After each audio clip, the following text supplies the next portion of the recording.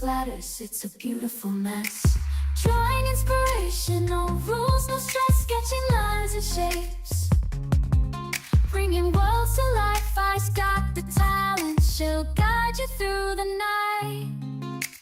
Pencil strokes dancing across the page. Let your imagination break out its cage. Abstract or realistic, it's all up to you.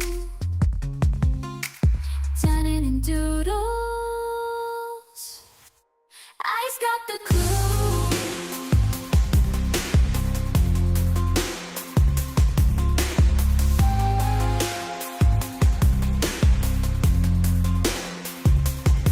Ink on the paper, let your creativity flow. I's hosting the show, dining in doodles. Grab your paintbrush, it's time to let it show. Colors blending together, creating something new. And drips and splatters, it's a beautiful mess. Drawing inspiration, no rules, no stress. Sketching lines and shapes, bringing worlds to life. I's got the talent, she'll guide you through the night. Pencil strokes dancing across the page. Let your imagination break out its cage. Abstract or realistic, it's all up to you. Turning in doodles, I's got the clue.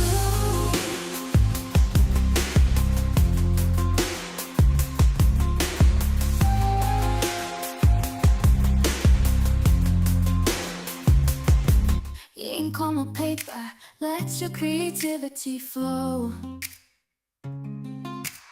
I's hosting the show, dining in doodles. And then we got our live. Oh God, I need to stop doing this where I make dinner and it takes like an hour before the stream. Because it's now literally just pulled my dinner out as I started to get this stream up and going. Of course. But we are live. We haven't done this in a while. We are back with Dining and Noodles. We have a request. A request? We have about 2 other requests. This is our weekly, well, supposed to have been weekly, drawing request show. We've been having some health issues, some family issues, and all that stuff. If you catch our other streams, you know. The reason we didn't do a stream last night literally came down to tech issues. Something went on with an update with Stardew Valley, which caused our crops to break. I'm hoping we can get that fixed. I don't know. I tried to throw together Fallout 4 at the last minute, and that ain't happening on this stream, because at least not until we can upgrade, because man, was that a mess in our test, and it was not even watchable. So I was like, yeah, we're not gonna do this. So instead, we got Dining and Doodles. We have a request to draw Sephiroth versus Muichiro from Demon Slayer. So Sephiroth from Final Fantasy. I'm going to redraw Sephiroth here. I like how I got Muichiro, but I need to redraw Sephiroth. Even though, see, the issue with Sephiroth, and I try to do it one-winged, I'm going to probably just do regular Sephiroth. The problem with drawing Sephiroth is he's very traditional samurai in his fighting style. He's very stiff. And when he moves, it's quick. And it's kind of the concept of samurai fighting is you have very strict movements, which are solid. But action-wise, I mean, in Final Fantasy VII, it's cool because you got Cloud, who's got a giant ass sword and whatnot, but the swords tend to be not fluid, and that's the difference between Demon Slayer, especially Muichiro, who's very fluid in his motion. So having somebody like Sephiroth, who's very stiff in his motion, it's going to be more of a challenge. So we need to do like Sephiroth stiff, but a more appropriate Sephiroth setup. So Sephiroth's got a very long head.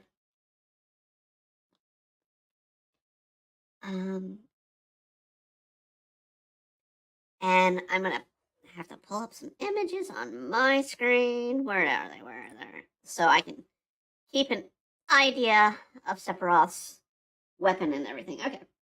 So Sephiroth's got a very square hilt. Muichiro has a square hilt, but has this sort of square pattern to their hilt.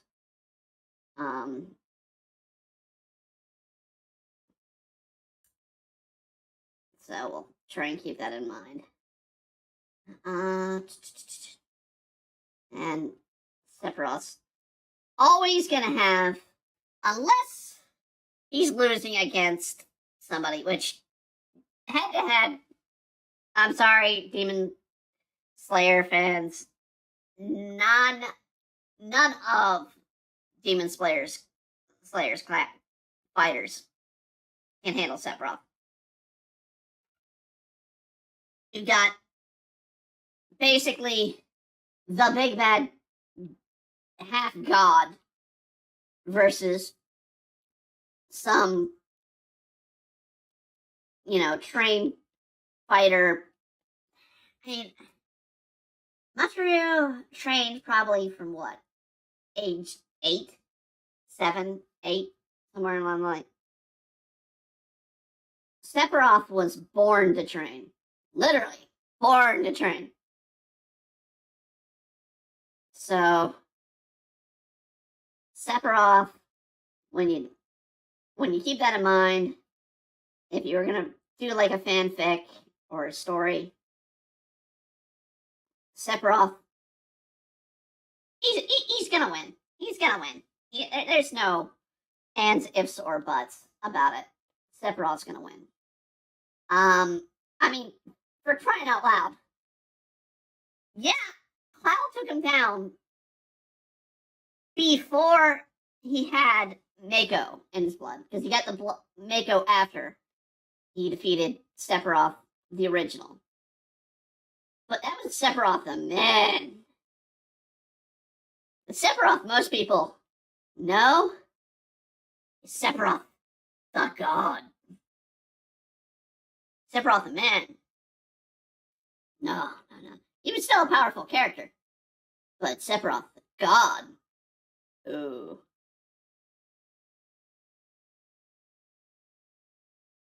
I also like that the different versions of Sephiroth, you get these massive shoulder things with them, shoulder guards.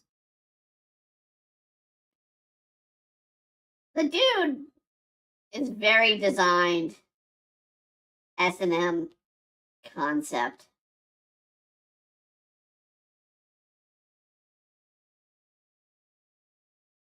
So let's get the body down a little bit that I want him to be at. We're not going to do the wing, because honestly, the wing wouldn't come out at this point. Sephiroth, it's just that badass.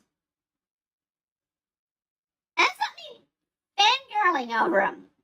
That's like, hey, it's fucking Sephiroth. And yes, I will swear on the stream. Because it's Sephiroth. Sephiroth. The dude has his own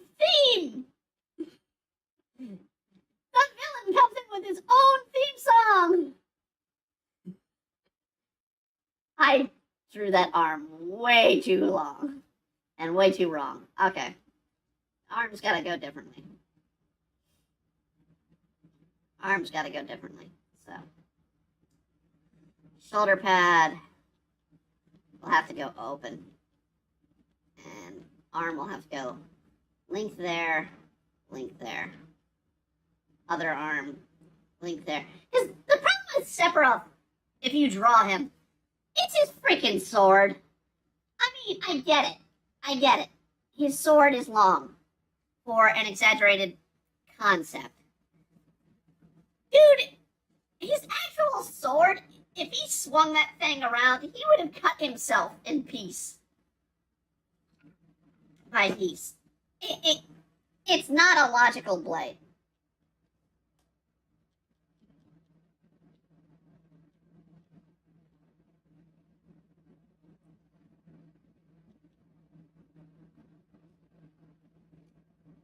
Alright, let's do some more.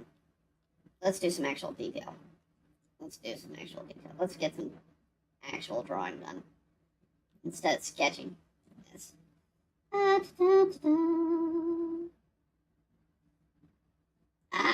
no.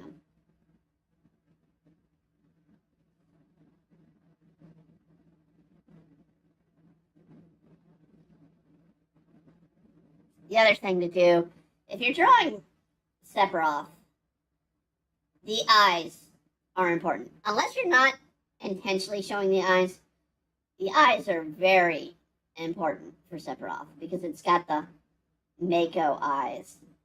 And especially with, the remake releases.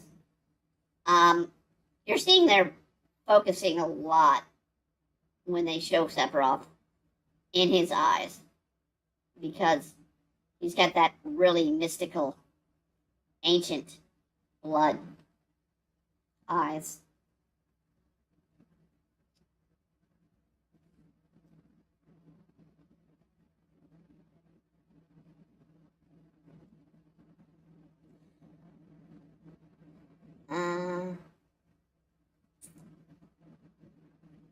Face is a little too wrong. All right.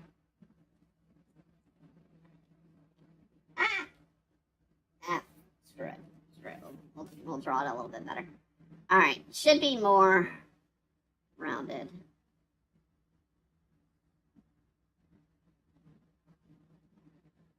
And his eyes probably lower.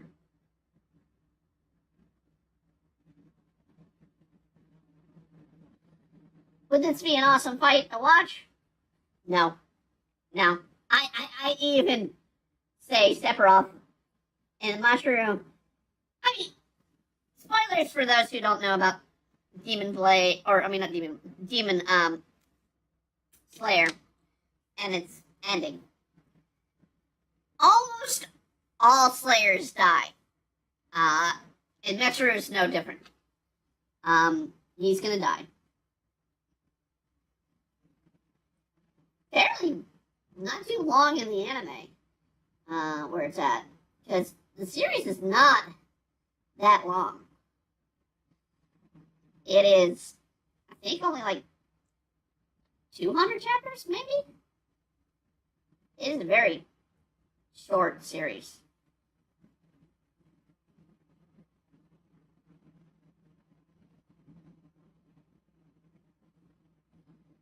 But yeah, they're gonna die.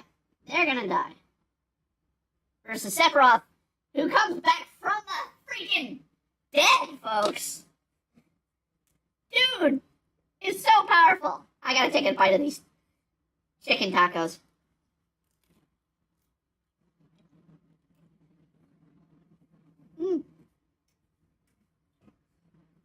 But yeah, dude comes back from the dead.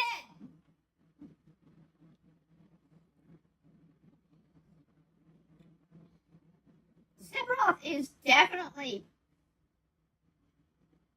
a well-written villain.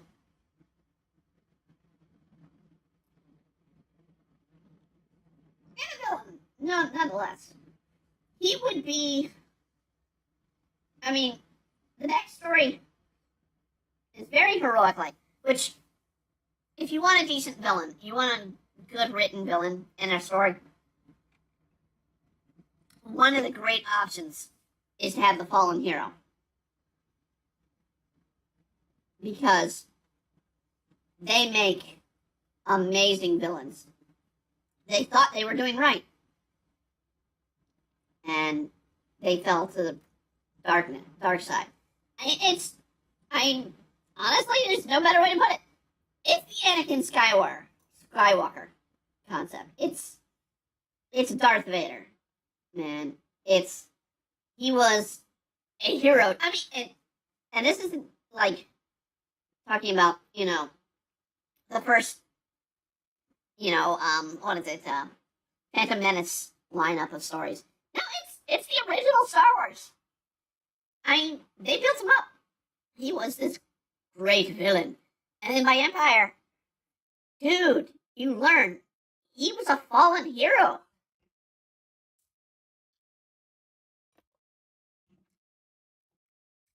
The point that Darth Vader really made himself as a villain was Cloud City. Because if you watch the original Star Wars, yeah, him coming on, that's badass. On the ship at the start of the movie, badass. But other than killing Kenobi, he's not that scary of a villain. Other than just how they made him look in the first film. But then in the second film, when dude just appears in the dining hall when they take Han and Leia to the dining hall, and he's there, and he just deflects Han's blaster. That's the moment you're like, oh crap. And then you get the battle against Luke and him, and still in Cloud City. It is honestly, Darth Vader became such a good villain in Cloud City. Pokeboo! Hey, how's it going?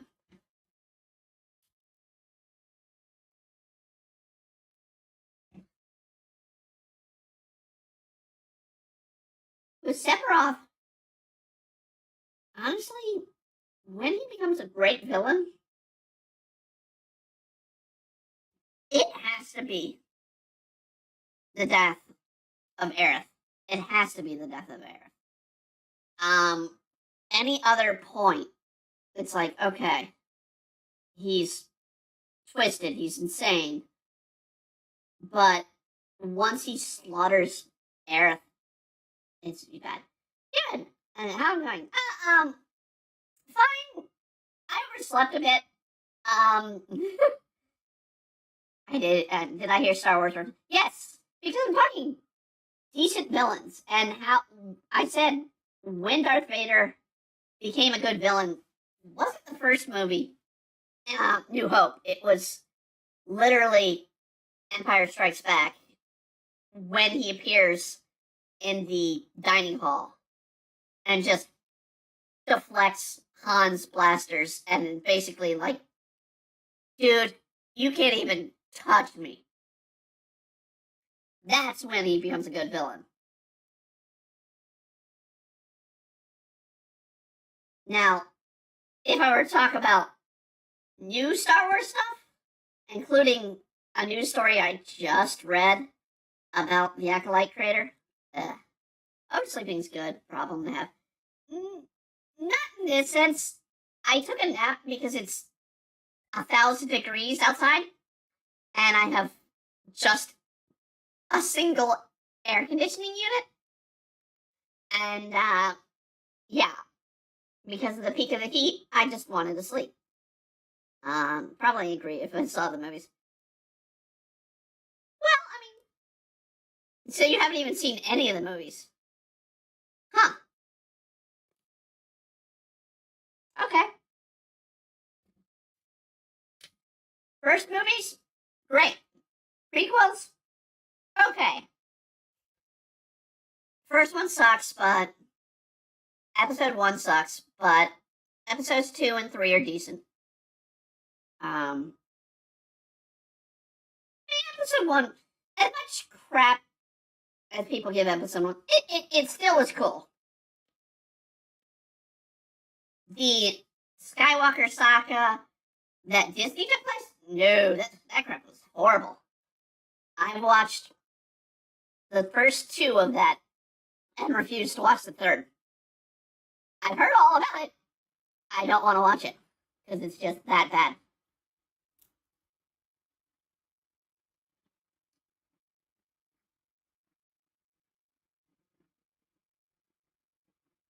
I've seen the last 3, Rogue One and Solo.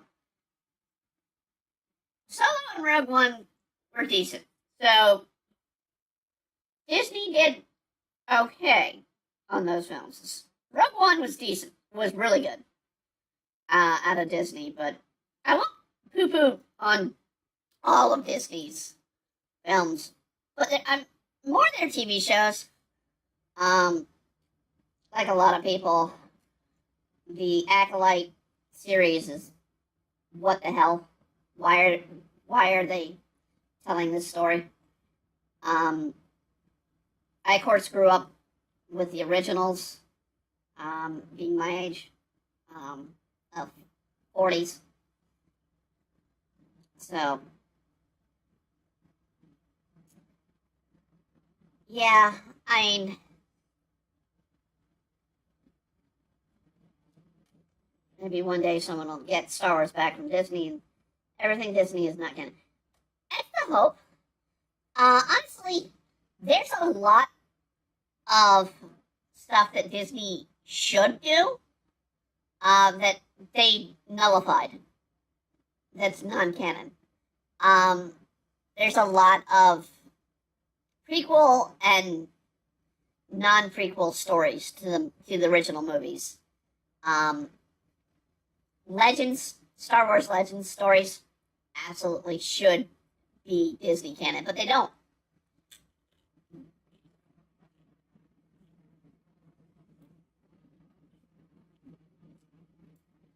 But that's because that doesn't touch the original franchise.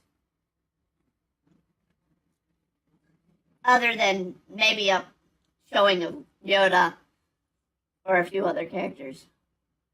But Legends is the basis of a lot of background history of the Jedi is, and then Disney got a hold of it and just made Jedi just some sort of, I don't even know what they're trying to make them just some sort of religious group, I guess.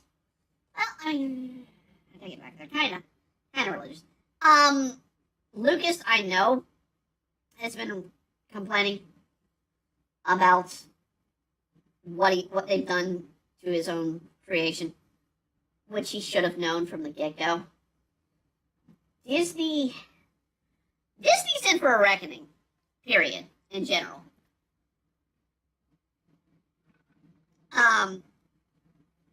They're doing stuff that no one wants.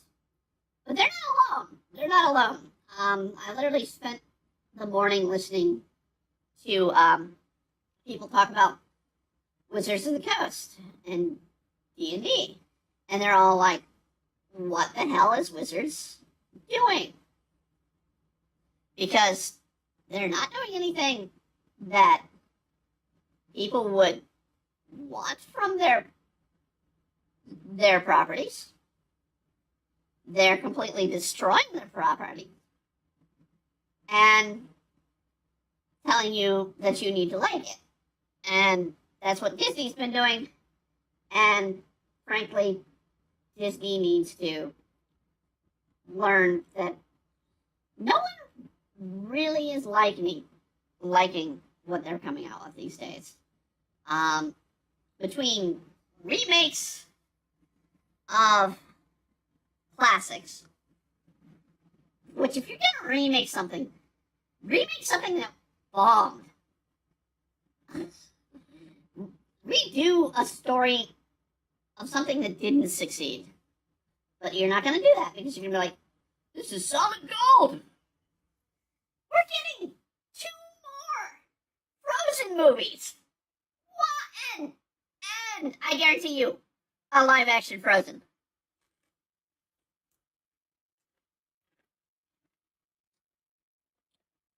Why? I don't know. Other than Disney's like, we can make money. Or they think they can make money. They're bleeding money right now. And the number one way they're bleeding money is the damn park where they usually make their money. They're charging like an ungodly rate to go to. And they're going to suck. Yeah. Yeah, pretty much. I mean, we had the, what was it? The video that came out about the staffer focusing on their agenda to care about making money. Yeah, they're too focused on agenda. And I don't even know if it's their agenda. I don't even know if they have an agenda. Because their concept should be making money for the company. But they're going through it a lot. And they just keep doubling down.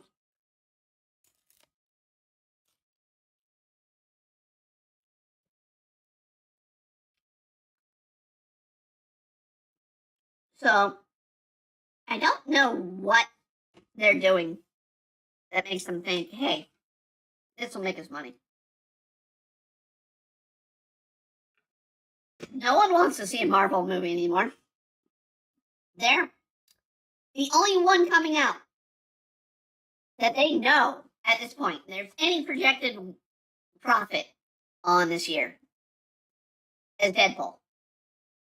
And the only way that succeeds is if Ryan Reynolds was able to say, hey, this works, don't F with it. But it's Disney. So my concept with Disney is they're gonna screw around and find out. It's the best way to put it. They're gonna screw around and find out.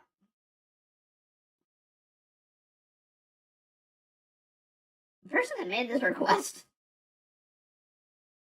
they really chose 2 characters that do not show emotion that much.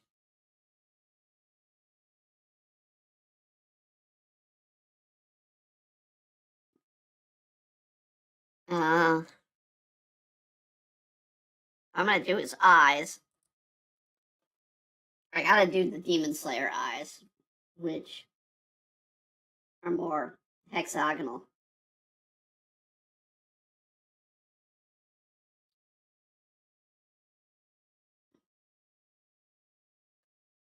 Yeah, I mean, Demon Slayer. I mean, honestly, anime is definitely the way things are going.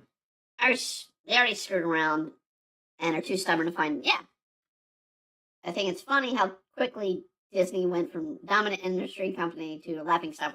Definitely. I mean, other studios are learning that it's a good time to not go certain routes with things. But Disney's just keep trying. And I'm gonna bring it to anime because we're going into Demon Slayer drawing here. And technically Final Fantasy VII was a bit anime as well. Hollywood is looking at the success of anime and saying, hey, maybe we can just make some money. So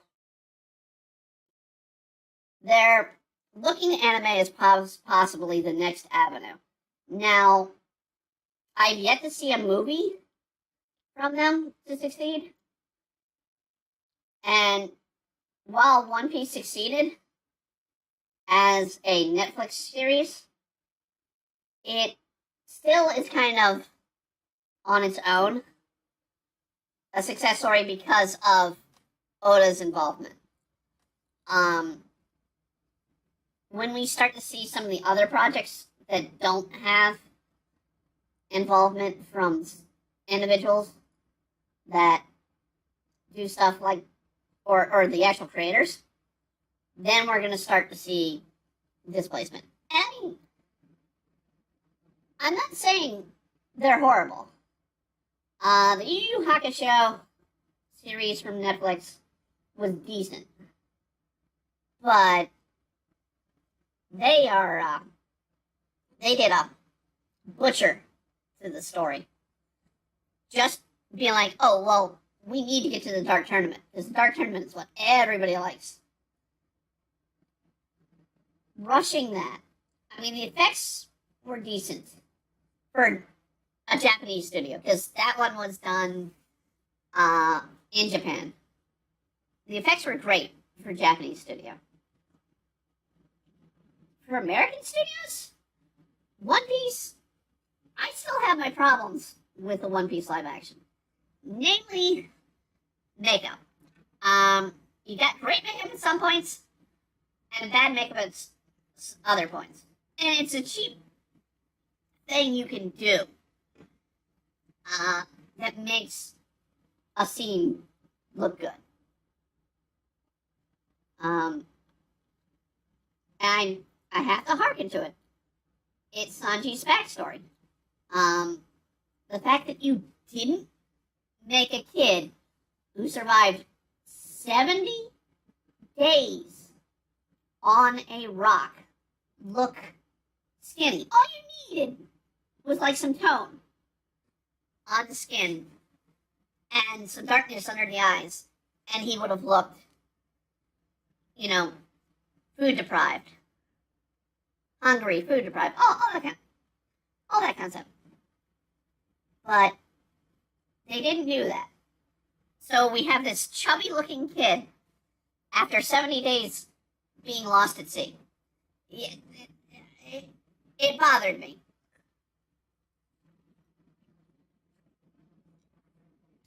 Versus how it's shown in the anime and how it's shown in the comic, where the kid is inebriated. Sanji's so inebriated. He's a tiny stick of a kid. They did, and see, it's like, oh, it's just, they didn't have to do it. But they did do it. They did it to Zeph in the very same scene.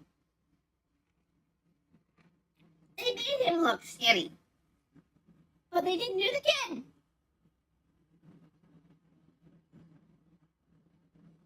Which is like, okay, we're ignoring the concept of the very problem this kid suffered from, and just doing some other things with it. And it just didn't look right. It just didn't look right. Yeah, it would have been better. It wouldn't have been that hard. No, it would have been about an hour in a makeup chair. Now, the only exception I could think would be maybe the kid was allergic to makeup, which there's allergy makeup that you can do, or maybe they tried and it just didn't look right, or they were going to do it with some digital and they just never did it.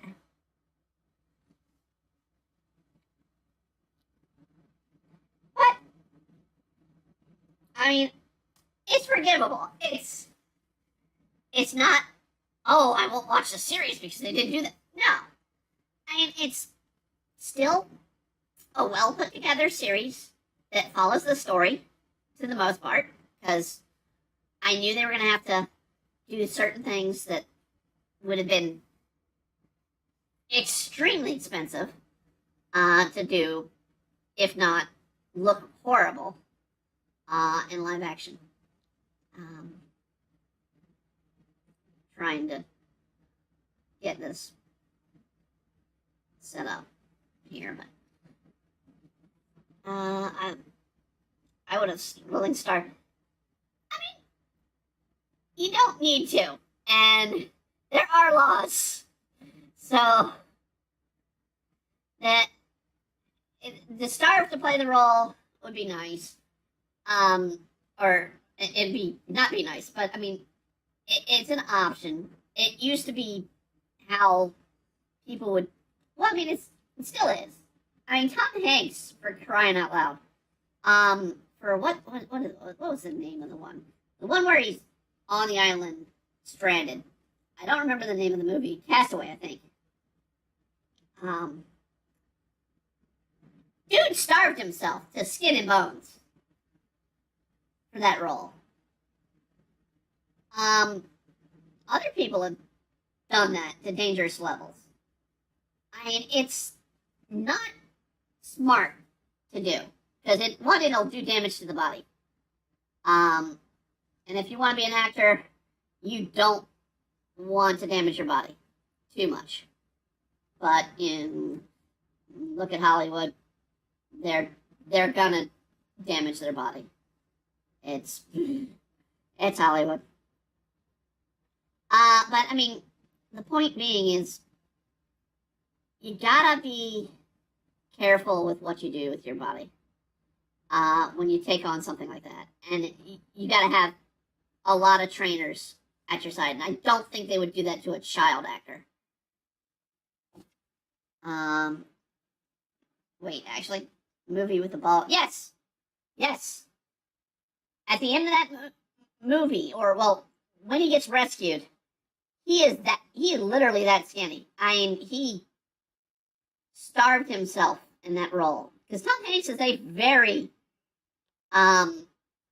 method actor, so he very much plays into those roles a little bit. And I'm sure if you look it up, you can probably find images of Tom Hanks in that role or right around that role and see how skinny he was.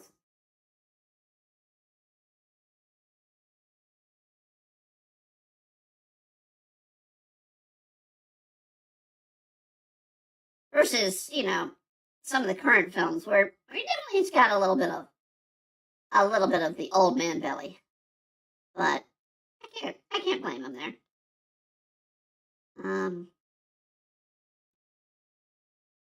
Try and do this.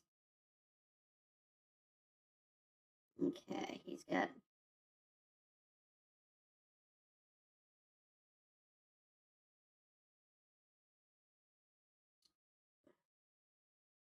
But yeah, I spent today sleeping, which normally wouldn't be bad. The heat. I mean, it comes down to this freaking heat. Heat is just unbearable right now. And this is, I think, like the second or third day that I've just been like drained from this heat. Last night I pushed myself to try and be up for a while, try and get the tech stuff going, but still had issue. And it's like, okay, whatever, I'm going to bed.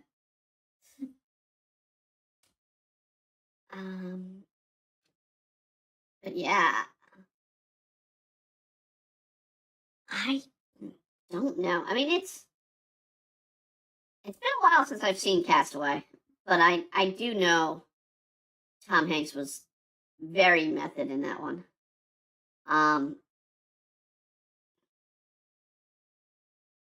of like Tom Cruise. Speaking of another Tom, being such a insane maniac with doing his own stunts lately.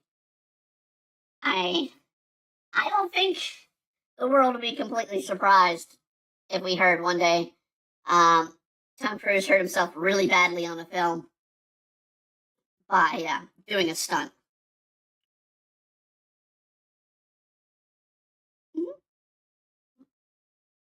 Okay, boo. That's insane. Yep. Yep.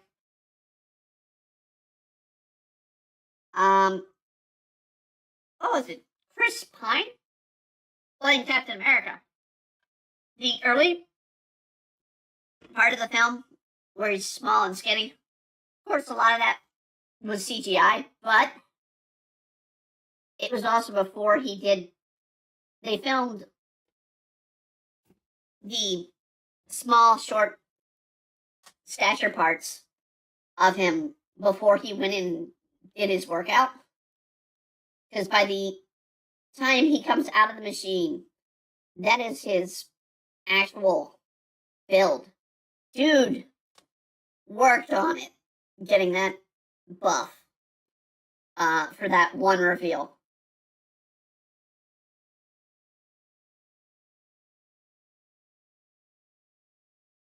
I mean, actors do some crazy crap to fill out roles. Chris Evans. Okay, Chris Evans. Okay. I knew it was one of the Chris's. I couldn't remember which Chris. There are 3 freaking Marvel Chris's. And I knew it wasn't the other one. Must have taken a lot of time to steroids. I mean, they don't want to say it, but a lot of Hollywood takes steroids. And it's the only way to get buff. You must have known it would have been worth money. Yeah. Well, I mean, Captain America came out after Iron Man's success, and they knew the character was well loved. And they wrote the film properly. Chris Evans, Chris Pratt, and Chris Hemsworth. Yeah. Why am I thinking Chris Pine? And what? It's Chris Pine? I don't even know. I don't know actors. I'll admit it. I don't know actors. I do not. I really am not liking how Saphiroth is coming out here. It's that damn freaking sword. We are going to go long tonight. I have no doubt in my mind I'm going to go long because I just want to kind of. It's been a while since we've done one, and I kind of want to just draw out the scene a bit. That's why I made it longer and whatnot. Christian. No. I have experiences with Christian, but I am not getting too much involved. I do live like 300, 400 feet from the courthouse involving Christian. They also probably use, well, nowadays, yes. But then you run into issues like my health issue with gastroparesis, which I literally found out yesterday is probably what's causing Oprah problems with Ozempic. Is if you have gastroparesis, you cannot be on Ozempic. Because if you go on it, basically you'll get what is called a stone stomach. Your stomach will not digest food at all. And that might be like, oh, that's not clever. No, it means you're not producing any energy, and your stomach is blocked. Spider Bro. They also probably did, yeah. Okay, that was Spider Bro that did the Ozempic. Yes, they do. They probably do. So, Spider. Actually, you're that close. Yes, I have not only met Christian, I think twice at this point. I have also been the hotel that involved Christian's situation where they were. They tried to put me up in that about 2 years ago. It is a motel called the Marriott. Well, it's not the Marriott. What is it? The Regency Inn. Regency Inn. It's a very, very drug heavy, ugly motel. And the irony is, it's in an area which is decent. It's not. We're not talking well off, but it's like if you look at a crime map of the area, it's only that hotel that's kind of crime ridden. Everything else around the area is, shopping centers, somewhat well do. Actually, that goes. Yeah. Nothing much you. Oh, okay, so you two are chatting. Hey. Welcome, Spider.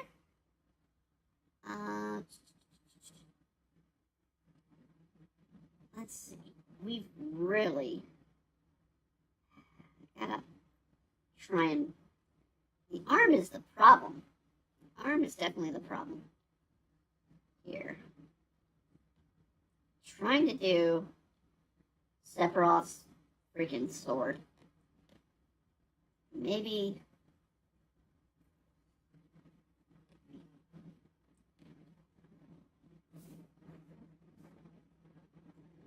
But yeah. But yeah, I've met Christian at a con once, and I've met them at a GameStop nearby.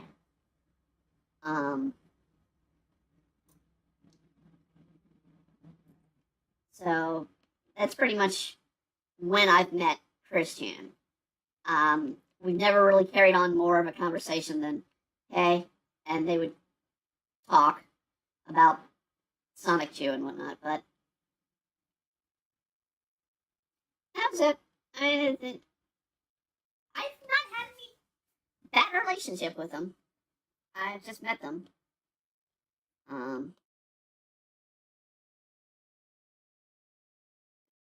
They were respectful, and I'll give them that. But yeah, the courthouse that was involved in the case is 300 feet from where I live. Thereabout.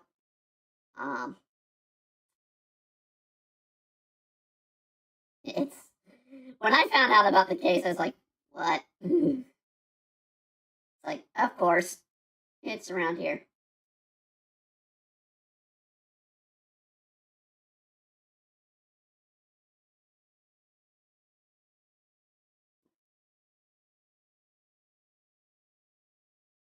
Okay, let's do the body here. Throat. Let's see.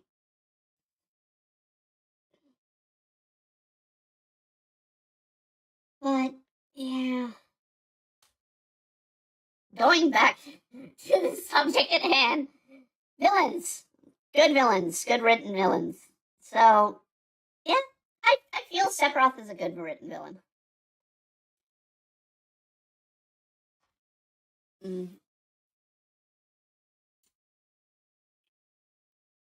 Again, the Aerith death scene is what sold him as a good villain. But it was if you were a Final Fantasy player at the time, it's like, this makes no sense. Why do I have a permadeath character when we have Phoenix down? I mean, before 7, I mean, technically, here in the US, we didn't get 5 until before 7.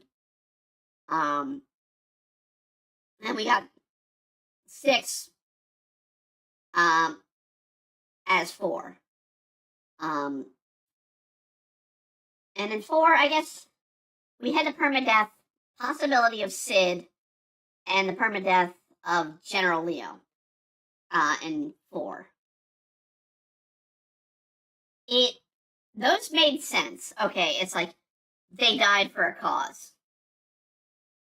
Aerith, I never understood why you couldn't use a Phoenix Down to bring Aerith back in the original game.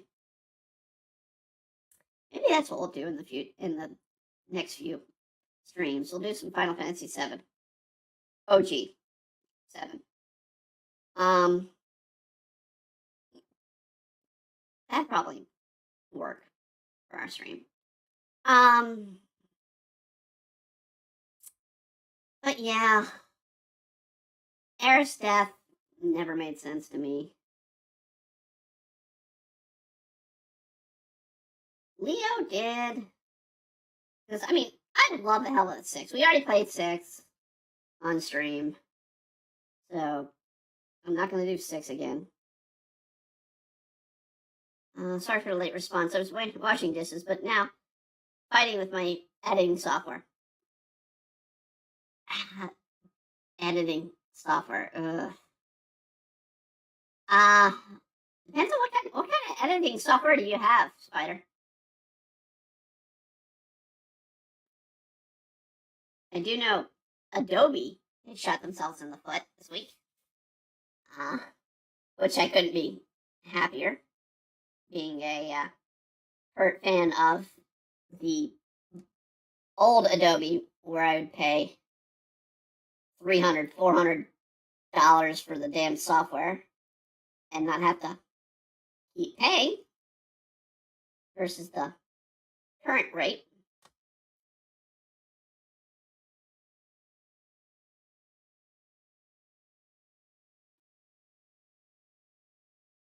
Although I do pay annually for this. DaVinci Resolve. DaVinci's a great one.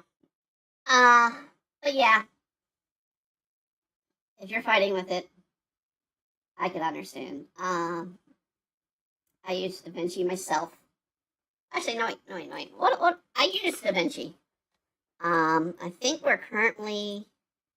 I don't do much editing, but I think I am using... What is it called? Flash Integro these days. VDSC player or editor. It's decent. It's no Premiere, but it's got all the stuff and it's free. Yeah, I use Lightroom for my photos to switch out on other program. Yeah, I technically still have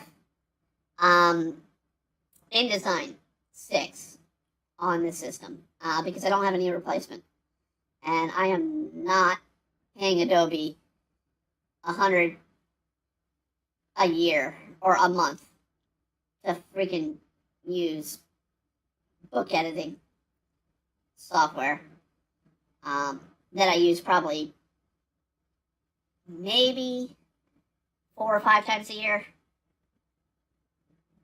Makes no sense. And then Photoshop I gave up a long time ago. We use Clip Paint. I do pay for Pro with Clip Paint, but considering I use it all day, every day, we're using it right now, and they actually maintain the software in a sense that it's constantly updated, but they also let fans do their own brushes and techniques, and it covers a variety of things. I haven't done animation with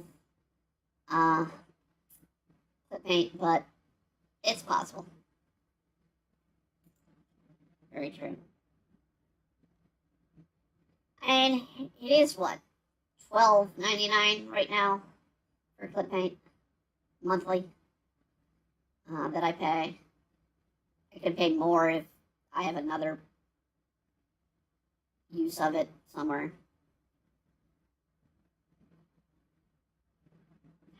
There. Let's see how the thumb would go, probably around.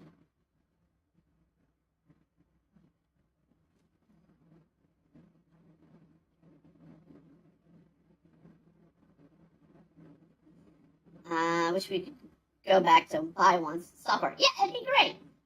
But everybody's set on subscription plans. It's absurd. I'm literally, so our anime review group of animes, the next 3 months are my choices. One of my anime, the first anime I'm choosing, is Baccano. I can get a Hulu subscription and watch it for the month. I don't want to pay for Hulu. I really don't. They are way too expensive for very little product for me to care for.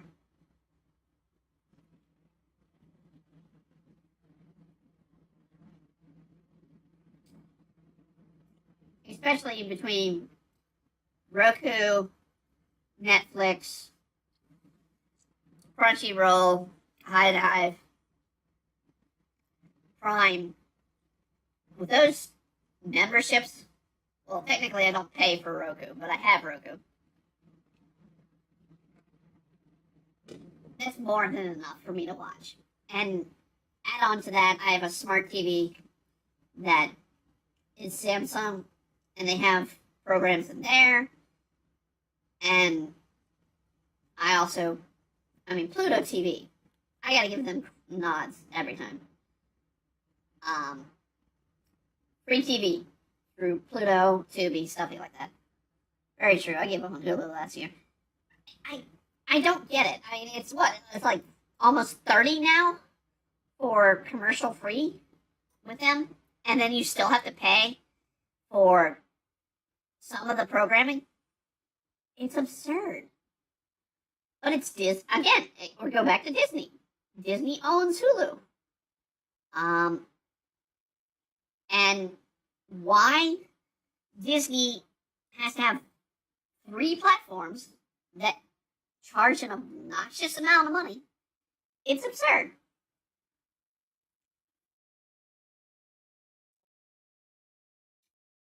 Especially with what you get on Disney Plus. It's just not worth it. It's not. I don't. Alright. Here's what I'm going to do. This is bothering me so much. Bothering me way too much. We're going to redraw up. Did not want to. And it's screwed. Okay. Oh. We're going to redraw there. It's Monopoly, yeah. Yeah, well, I mean, I can't say Netflix is doing any better, nor Prime on that concept with the monopolies, because Netflix absolutely is charging a lot nowadays for what they give.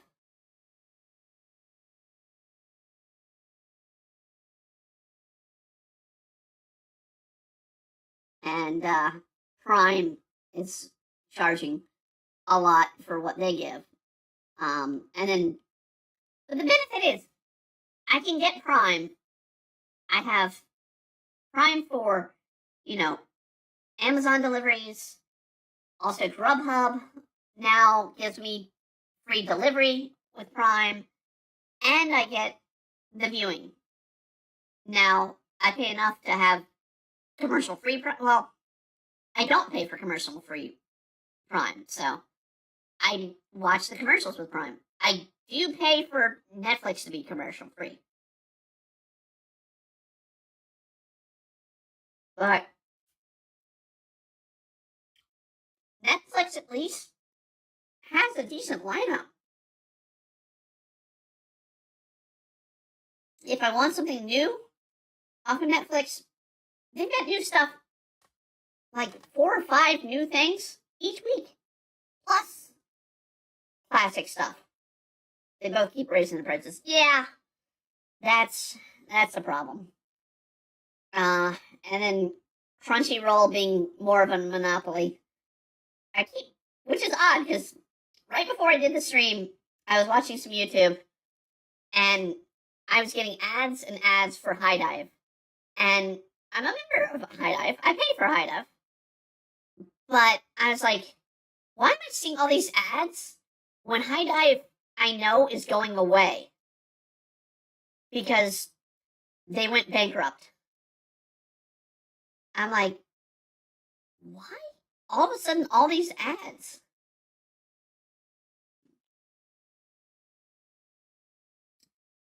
And it's just amazes me. I don't understand what's going on with the High Dive there. But it's coming out. I know they're coming into a season with this summer with a title that a lot of people want to watch on High Dive, which is the second season of Oshino Ko. I'm not surprised that they're pushing and that they're going to have some higher numbers this season. But, see, it literally was like 3 ads in a half-hour show or YouTube stream that I was watching. And it's like, wow, what is going on with High Dive? I was considering getting High Dive. They are. I have no objection to High Dive. They are a great series concept or setup. They basically are the remnants of ADV from back in the day. But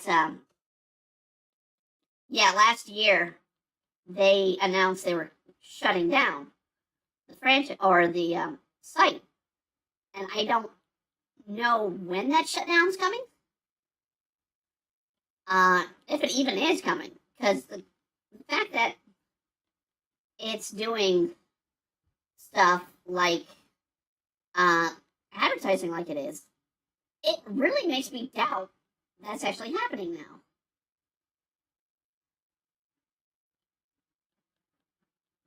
But it's like you've already announced it. How am I to believe that this is going to happen?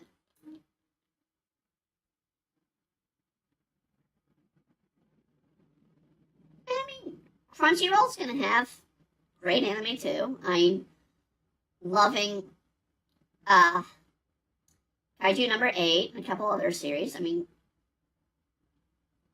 just got to the end of the current season of Konosuba. Love it.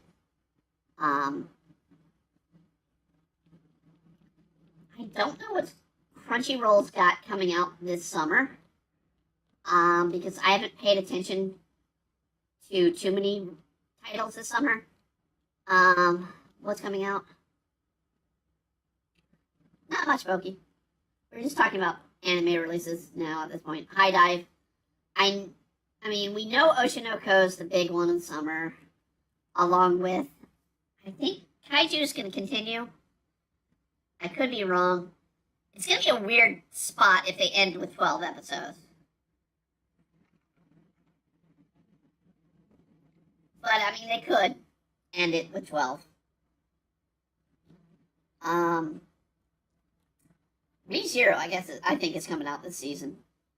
So, that'll be a Crunchyroll big one. The new season, ReZero.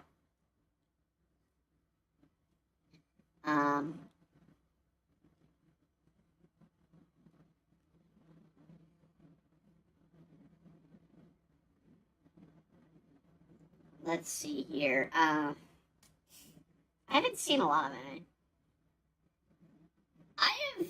I mean, there's a reason we used to have an anime show, and we still have Anime Mayhem. Or what did we call it? It's not Anime Mayhem. Anime Anticlimax that we do each month. We won't be doing a review, by the way, for those that do follow, until not this week, but until the 3rd. We'll do a review on the 3rd, of Haringu, which is a very old anime of the 90s. That it's weird. There's no other way to put it. It's a seriously weird series.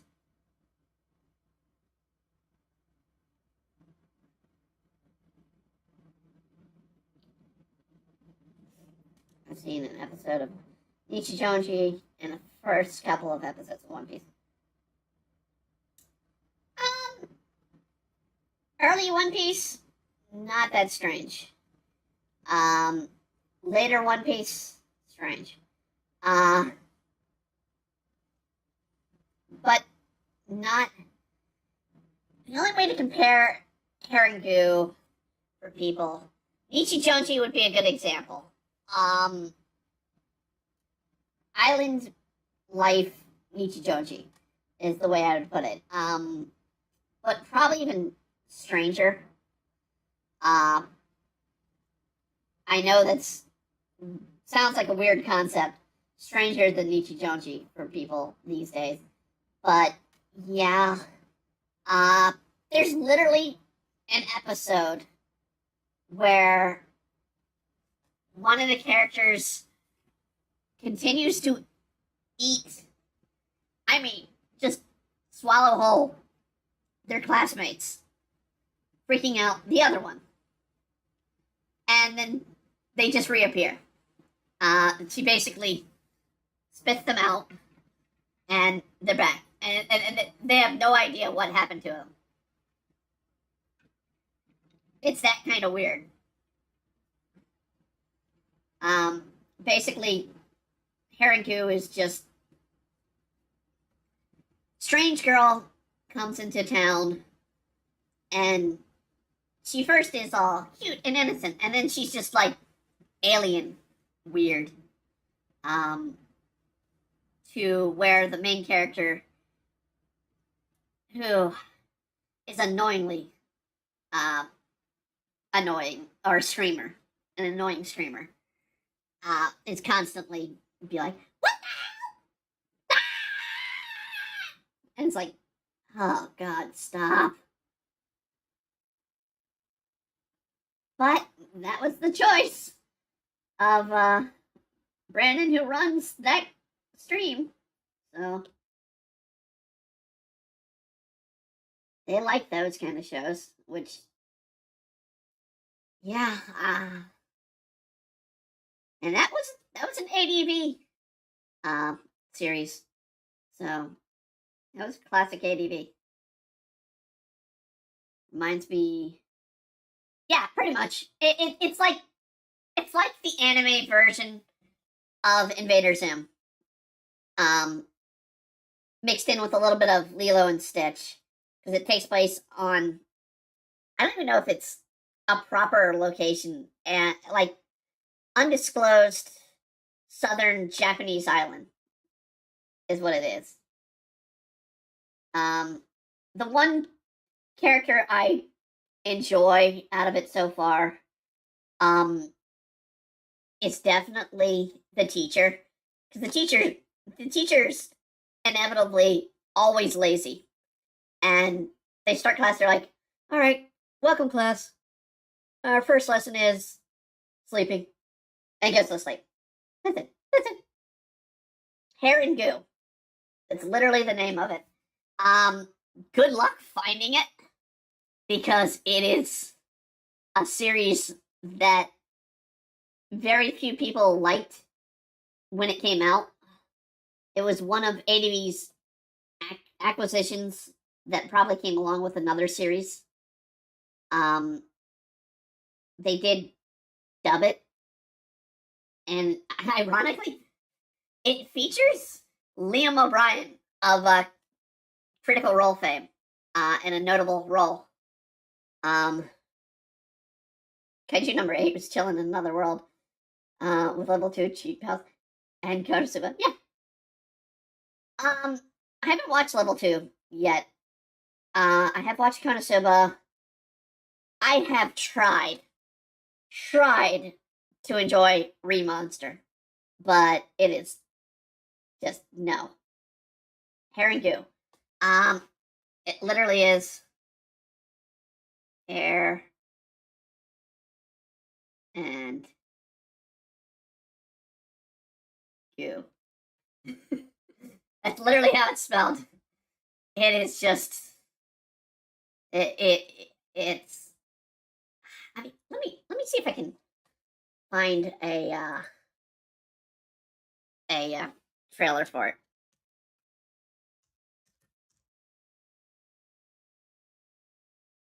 Nope.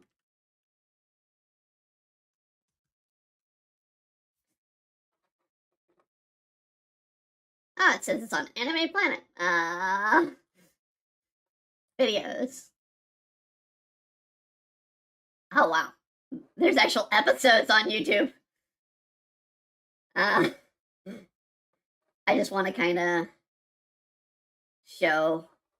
Let's see, we'll do this one if I can open it up. And I want to pause it so I can pull it up on the screen. So, but I'm trying to pull up Bakano for the group, so we're trying to, because that's going to be my first choice.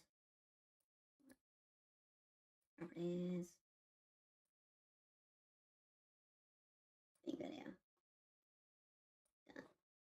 Alright, let's see if I can pull it up. Alright, hold on. Page. Bring it over. So.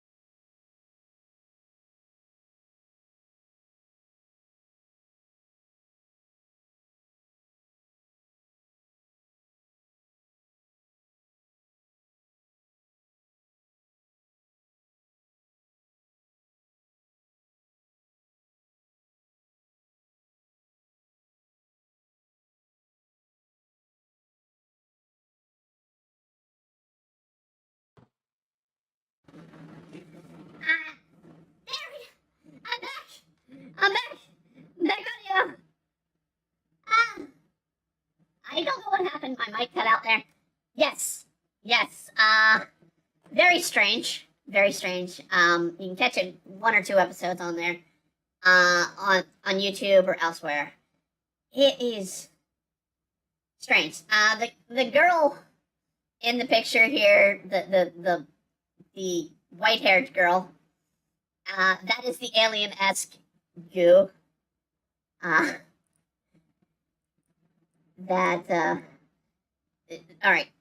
Here's Liam O'Brien's character for people that don't know. It makes it seem all serious here, but it's literally just cutesy and weird series. They keep eating. Let me see if I can find the hair things that they keep eating. They look like deformed bunnies. I'm sure there's one in the trailer here. No? Okay, maybe not. It's a drug trip anime. It is. It is absolutely a drug trip anime.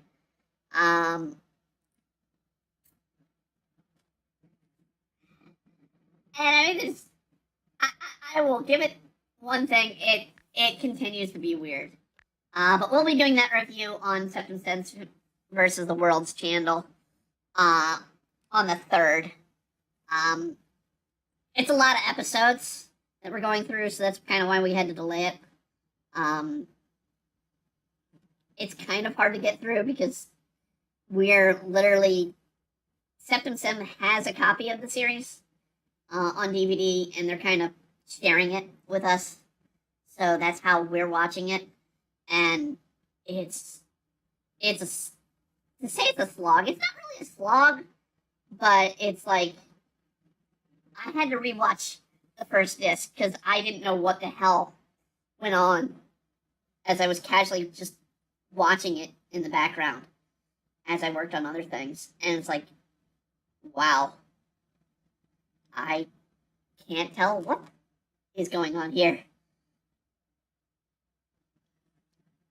What? I mean, that's...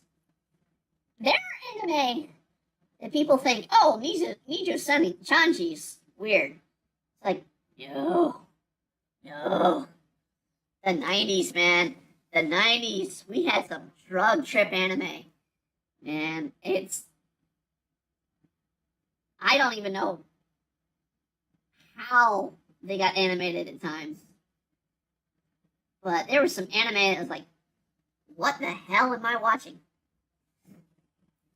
And Septum Sin loves that stuff. That is the kind of stuff he loves to watch in anime. One of his favorite anime is Bobobo. Because of how strange it is. I tried to get him into Gintama, and I think he enjoyed a little bit of it that he watched, but Gintama is just so hard to get a hold of, and not give full concentration because they never really dubbed all of it. They only dubbed a season. It's like part of a season, not even like the beginning. It's like one point in the show when you have like 300 episodes. And I still to this day hold, if you want a good comedy series, watch Gintama.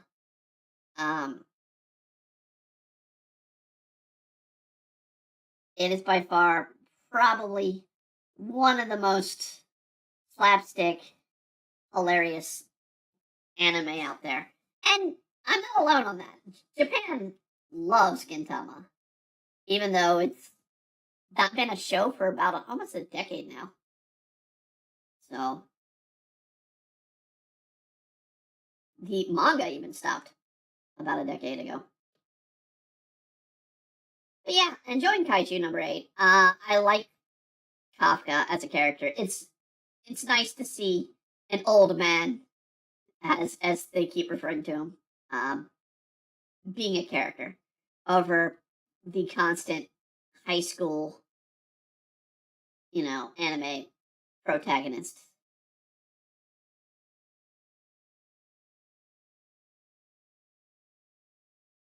Hell, I mean, I'm thinking about the anime I've got lined up for our group to review, and I don't think a single one is a high school protagonist.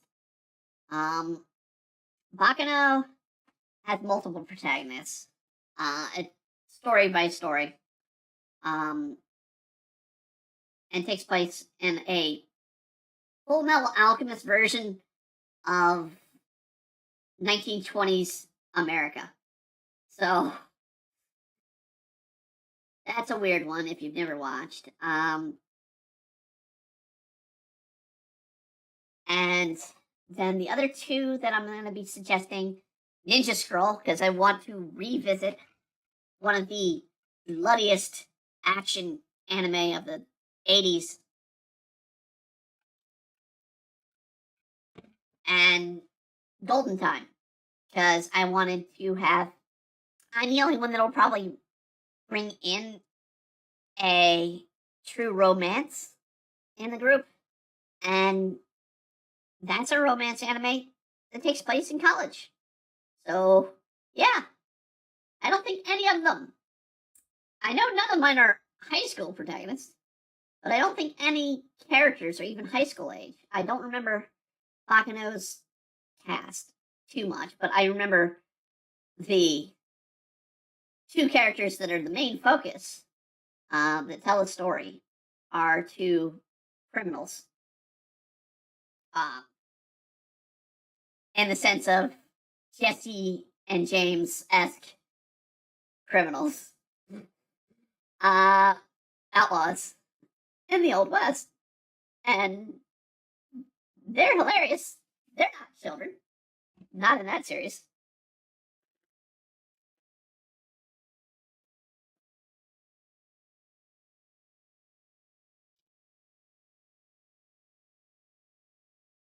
But, yeah. Good show. I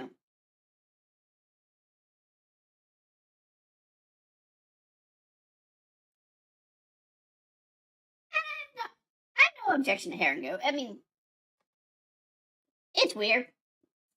And I definitely would suggest, if you're into weird, want the drug trip based anime, then definitely go and check it out if you can find it. The problem is finding it in whole.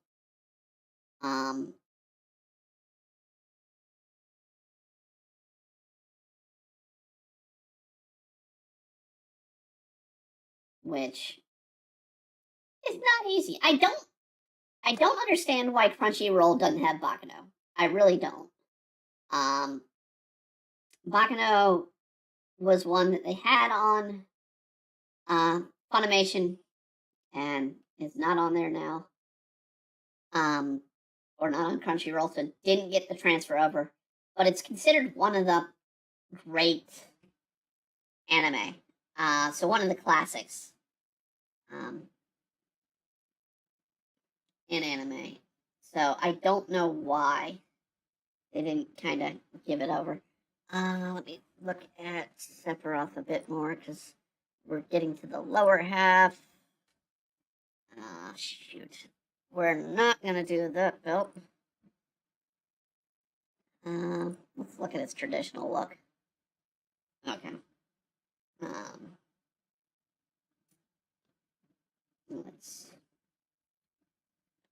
He's not.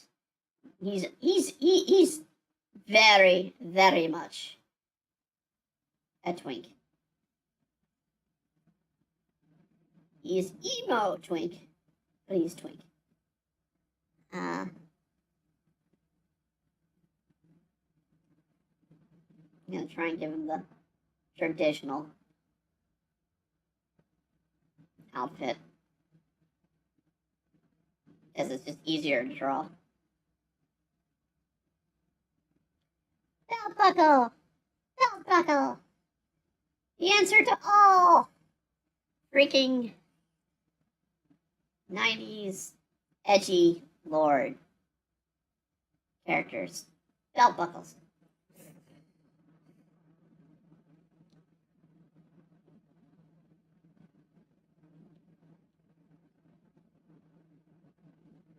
And then later to heroic characters when you got to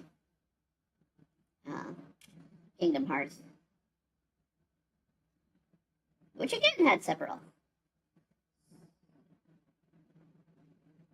And it rightfully had him as a secret villain in the first game.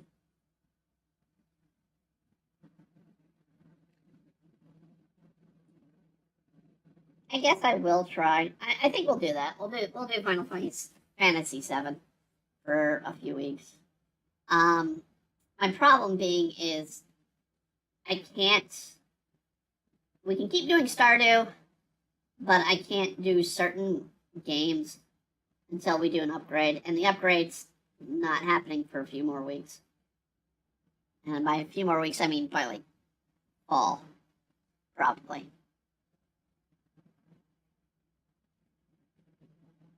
Once we get the upgrade, we'll be able to do some modern games. Or less demanding games. Or more demanding games.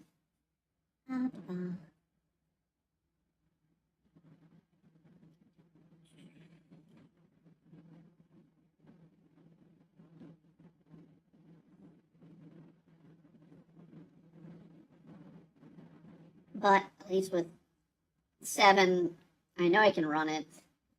And I can put some mods to make it look better. I don't know how good it's going to look, but I can at least make it look better.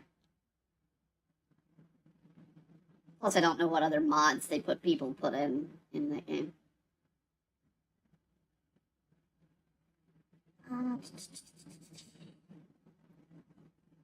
Much better setup.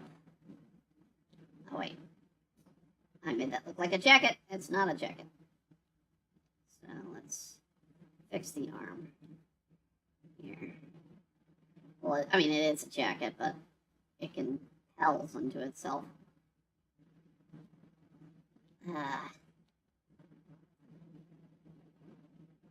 This is definitely going to be a long stream. It's going to take a while. Actually, I don't know. It's going to be a lot of gray and black in here because the characters chosen both are wearing gray, black, a little bit of blue.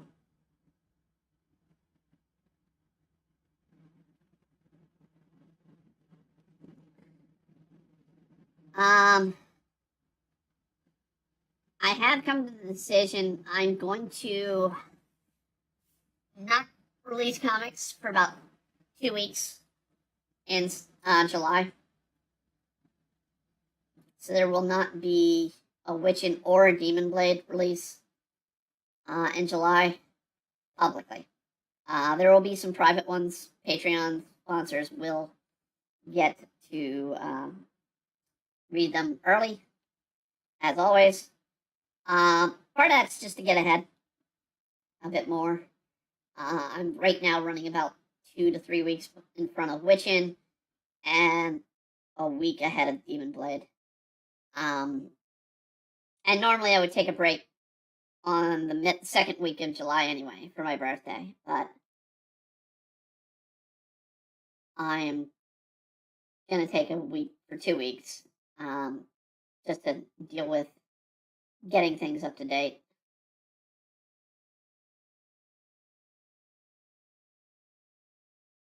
My main issue has been just when I get to writing it out on the screen in word balloons. So final publication.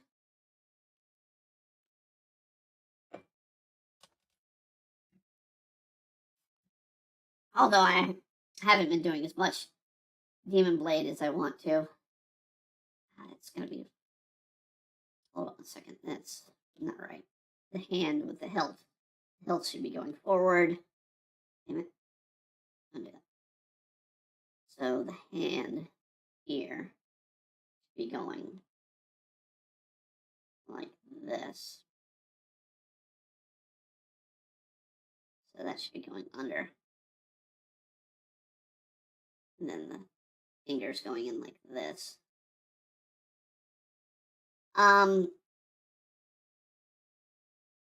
There will be a Witchin' and a Demon Blade this week, but there just won't be one on the... Should we have the first... Let me see here. I know next week is... Okay, I know. So there'll be one this week and next week. And there won't be one on the 6th and the... Well, technically 7th and the 14th. So there won't be there of those. And we might not do a Dining and Doodles on the 13th. Or if I do, I will do it. I'll do something specific with Dining and Doodles. Because that is my birthday, and I like to take my birthday off from doing streaming. But we've done it before. We've done stuff on it before.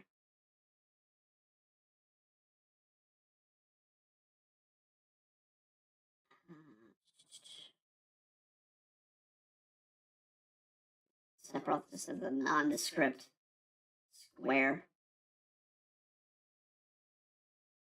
hilt or a sword.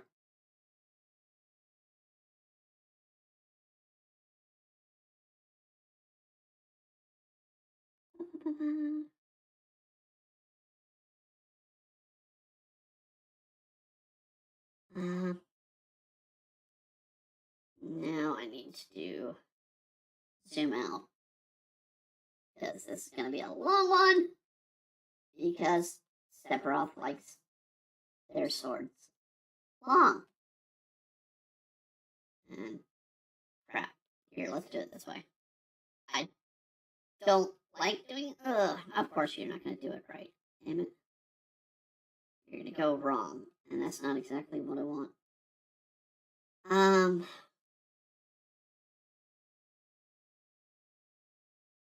This is probably going to be the best way, but it's not. See, this is a guideline. I'm trying to do it with a guide, but a guide won't do it slanted for some reason. So, alright. Well, let's do this safely. I'm going to do the blade on another layer and just set up a guide from there.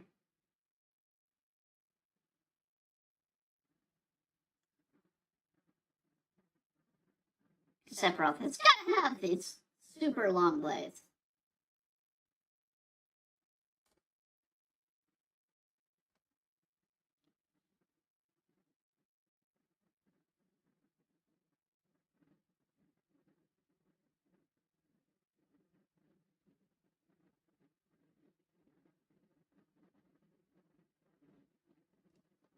It'll also prevent me from having to redraw some of the blade. Or, I mean, some of the character. You can just have the blade over top.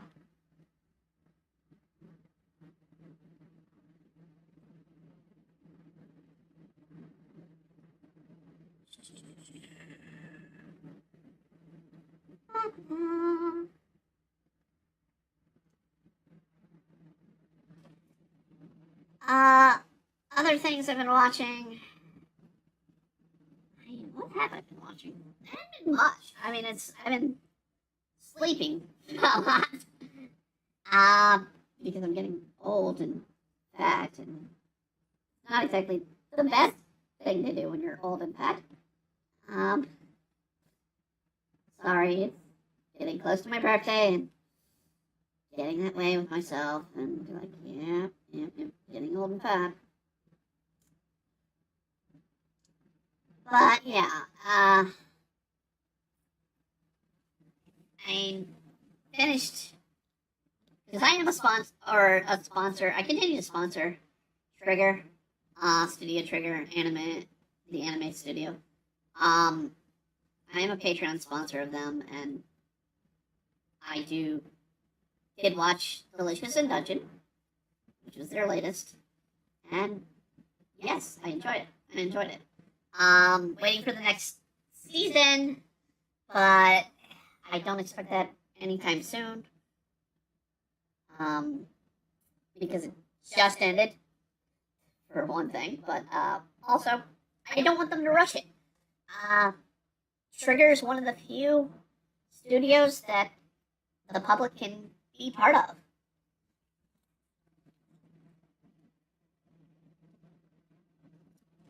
One, sponsoring them to help pay off their animating staff. And two, they genuinely, being fans themselves, want to make sure the audience knows how they do work and what they're working on. So, definitely something, and it helped me even feel even better that they chose one of my favorite anime bands to do Delicious in Dungeon's opening, which is Bump the Chicken. I love most of Bump the Chicken's lineup. I really need to get some of their albums on iTunes if I can get them. I know I don't use Spotify, but my Spotify account. I've had a lot of people tell me they've had the same problem. I signed up for Spotify, and the next day I couldn't get into my account, and there's no way to re-enter my account. So I'm completely locked out of my own Spotify account. I don't pay for it, so I'm not like, oh no, I need to get in. But I probably would if I had access to my Spotify account. So it's just like, Spotify? Can you guys ever fix this problem? But I hear I'm not alone on that problem.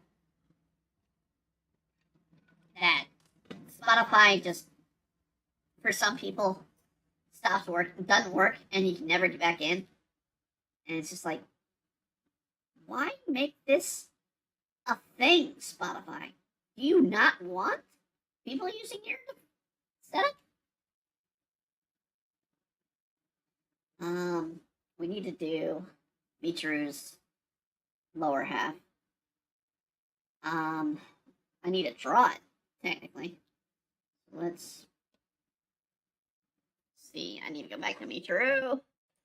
I literally have them up on another screen here on my computer, even though you're seeing me draw from the iPad. Once the upgrade hits, we'll be using actual tablets on my screen, and I can have more control over things.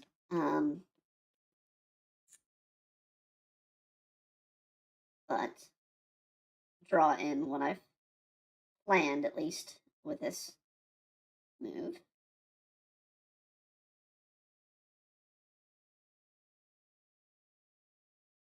Again, there's no element to these characters that's got emotion, because both these characters are stoic. So it's like, you have a battle. Be emotional. No? Okay. Crap.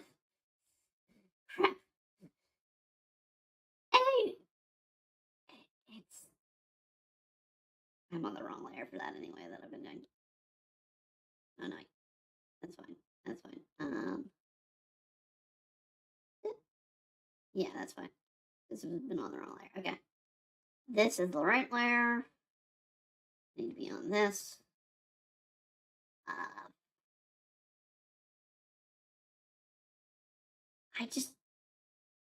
I think that's the problem with Demon Blade, not Demon Blade, Demon Slayer, is the character. A lot of the characters,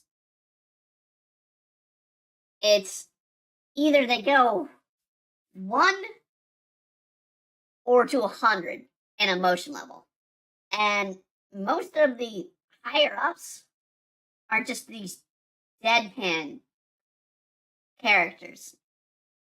Even when there's something they have to do, they're deadpan. And then the main cast are like at 100, with the exception of Nezuka.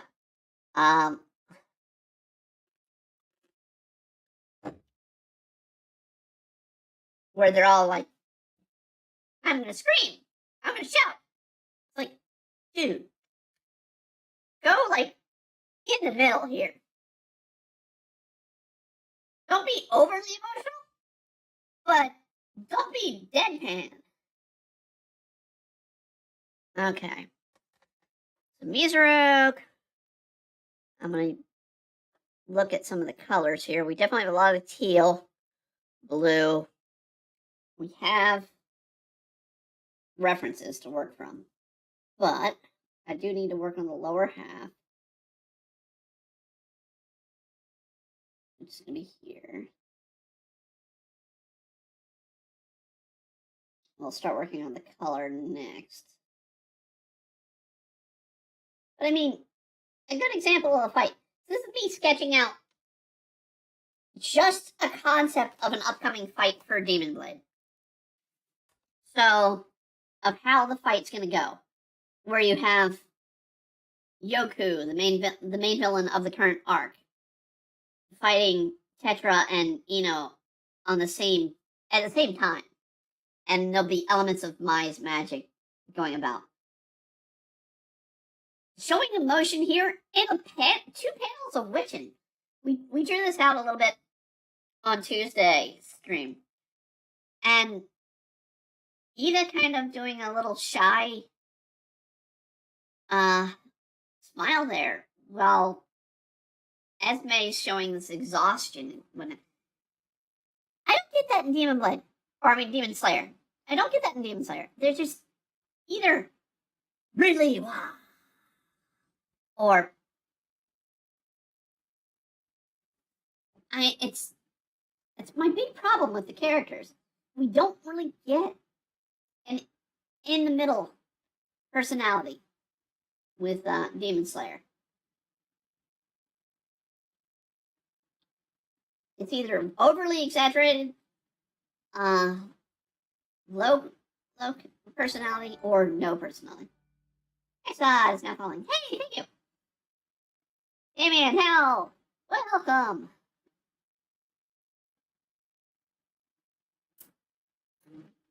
We're going along, like I said, on this one for people. Normally we only do these in 2 hours, but this was literally me putting together a little late, so I didn't really do much prep before stream. Me putting this together because I woke up at 6 after taking a nap about 2 in the afternoon because of the heat.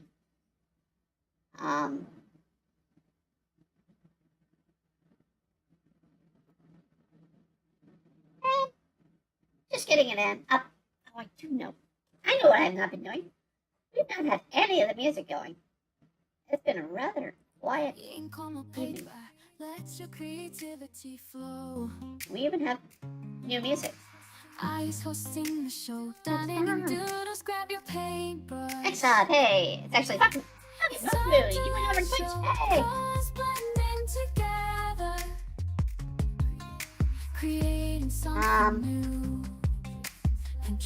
But yeah, like I stated, we'll probably be pausing for about 2 weeks in July on comics. Just so I can get a little ahead. Nothing more than that reason. Let your imagination break out its cage, abstract or realistic. It's all up to you. Turning in doodles. Now, that leg will probably be over here.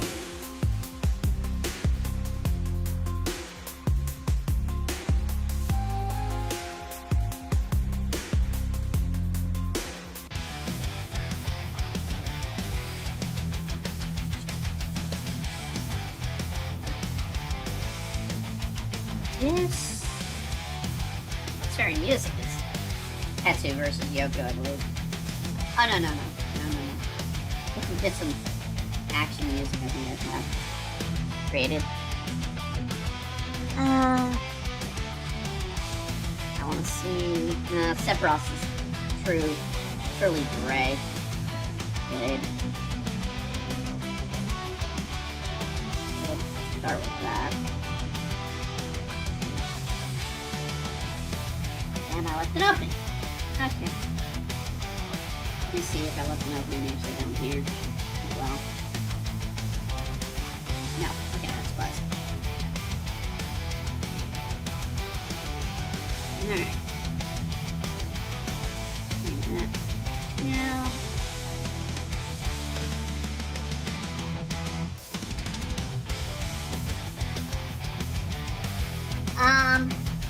Any other comic that I haven't done in a while, for DVR fans that are tuning in. I currently don't have anything noted that I'm gonna be releasing in the near future. Simply because I haven't had time to work on it. I'm just now getting some free time. So it's literally when I can physically do it, I'll get to work on stuff. In the future, though, stuff like the vet are stopping. I know a lot of people love that series, but it's gonna stop. We'll also reach the end of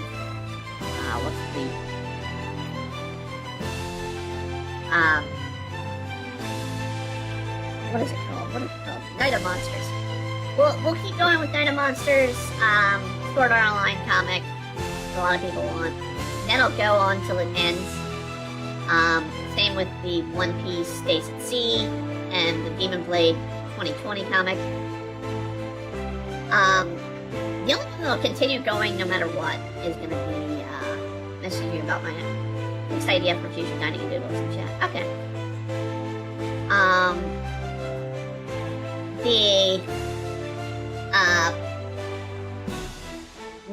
The Magical Princess War will continue, of course. Because I enjoy doing Magical Princess War. It's just a lot of work to do it. It's just takes some time.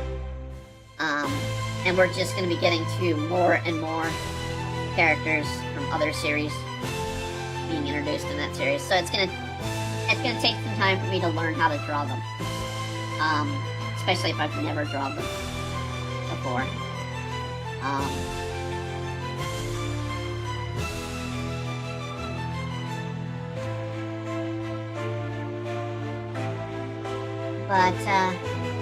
Yeah, we're almost the end of the 2020 Demon Blade comic. We're also almost to the end. Well, no, Days at Sea may take a while. Those are both ones I write.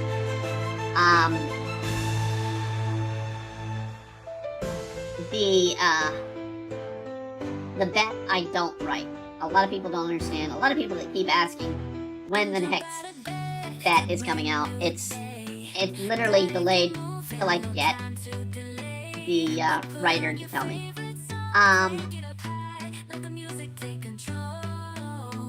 The Teacher's Punishment story, that's ended. I'm not continuing it.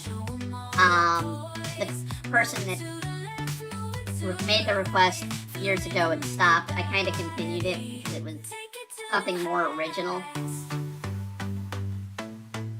But considering we never had an end or an explanation of the story, for now it's ended. If they want to continue it in the future, we'll do it. But right now, I have no idea where the story's going, like with the bet. And it's up to that creator to want to continue it.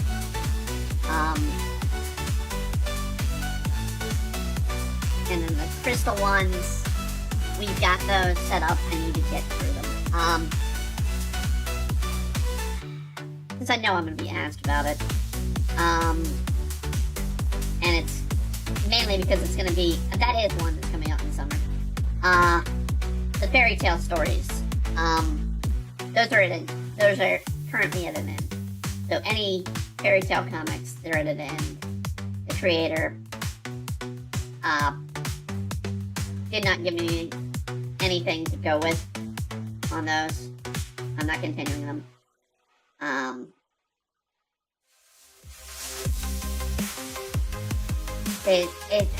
It's a lot of redundancy. I mean, a lot of people who come to me for the masking comics and want the masking comics.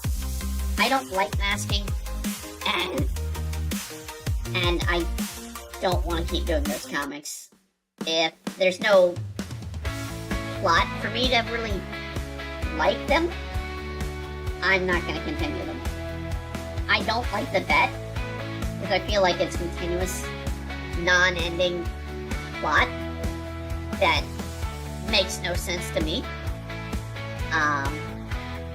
And I can tell from a lot of people that read it, it's making no sense to them either.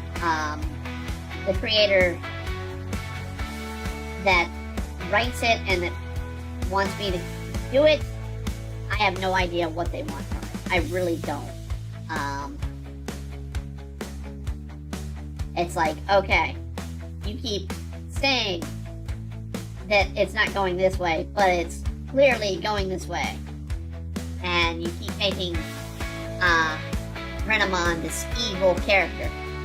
And you're like, no.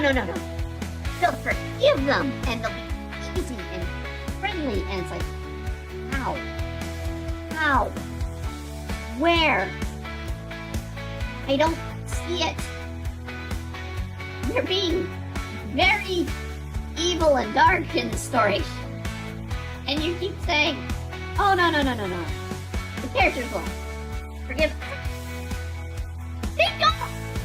Almost to the extent of rape in the story. And, I mean, it is mental rape. Mentally destroying characters. And you're like, oh, no. I don't want this. It's like, no!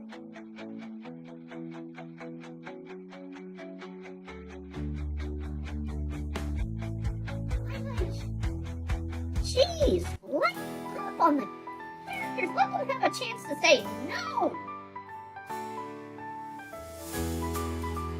Which is why I'm not a fan of the fact. I really am not. I've gotten pissed off with the story. And having to draw it, it just pisses me off more.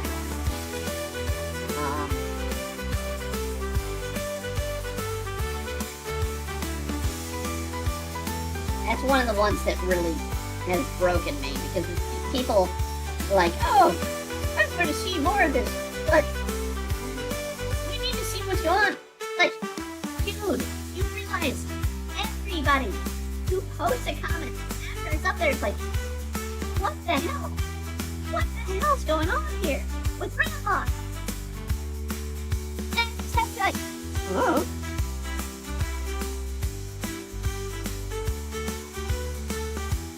I almost hate Grandma now because of the bat.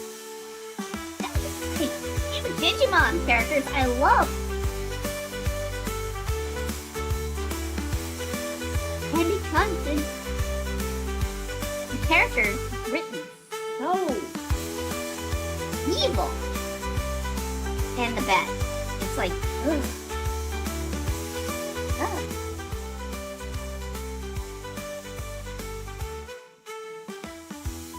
I mean, it's one thing to have an evil character. I mean, I try to write evil characters in the stories, but there's a certain point where a character is unrefinable, unredeemable, as it were. A good example is Helluva Boss, what is it? Thou. That's the porn demon. He is not redeemable. If they try to, or not, Husband Hotel, Thou. That character's not redeemable. If Vincy Pop makes them redeemable, I think the fandom will turn and be like, no, this is the one character. No. Never make them redeemable. They are always the asshole. Which is the way some characters have to be. You have to have that character that's always gonna be the dark, evil.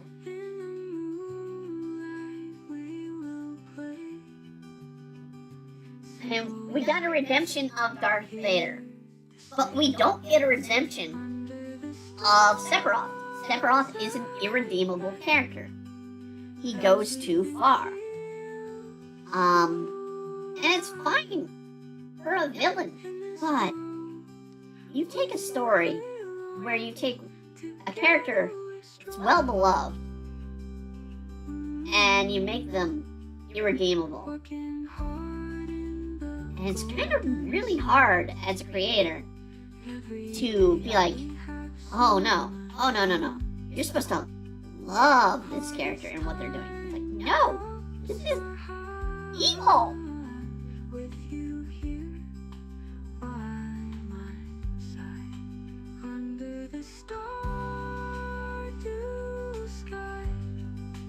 Where the stars shine.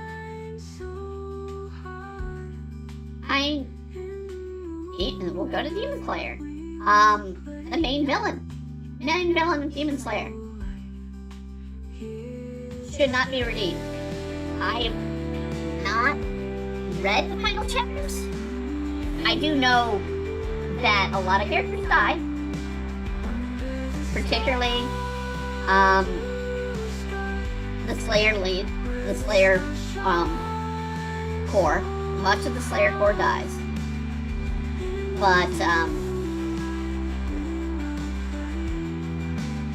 yeah, the demon lord that they go after should not be redeemed. He's an evil guy, in all sense of the word. But we do have some humanization with him having a family. Same time, no, that humanization should be very much. It's respectable, but he's evil from the through and through. A good one, Peter Bradley and Full Metal Alchemist. Irredeemable. You cannot tell me Peter Bradley could ever be redeemed for what he does. Bobby, another irredeemable character, in Full Metal.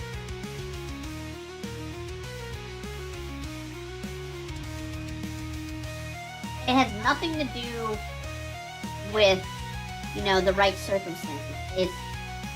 They will always choose the evil path, is the case.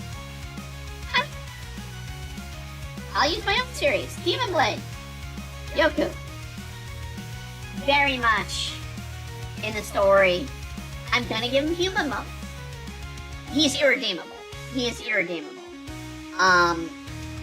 He will not always seem like a villain, because there will be human moments of him, but I want him to be, in a story where you have demons and monsters, I wanted a man who is acting more demon-like than demons.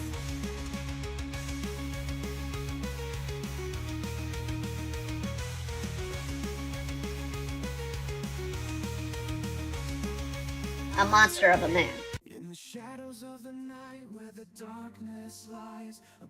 So, while I have this great backstory for him, where you'll learn about how he was abused, his mother was ripped from him at a young age, his father was literally kicked out of the nation, never to see his family. And Yoko gets sold off into being a samurai.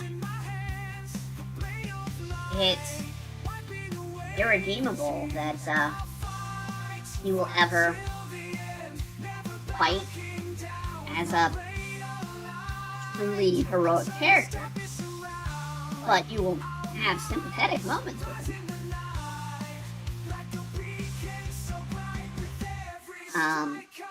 And I have to use in Yoku's concept, I use historical references and historical characters. His grandfather being a noted daimyo of Japan.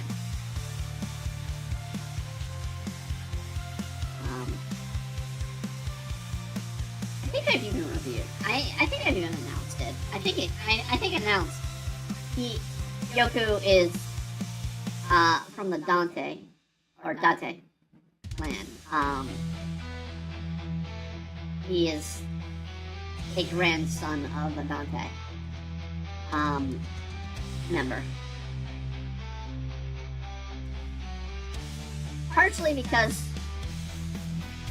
the Date family was more involved with the Dutch European people, which Yoku's father is a Dutch traitor.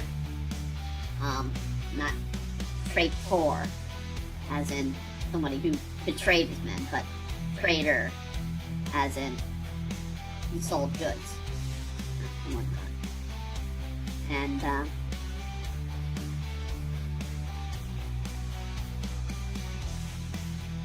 his grandfather, noble, and his father being a trader, which technically was against the law for them ever to, the two worlds to kind of mend. And I make that one sort of secretive moment where those worlds clashed, being the birth of Yoko. So.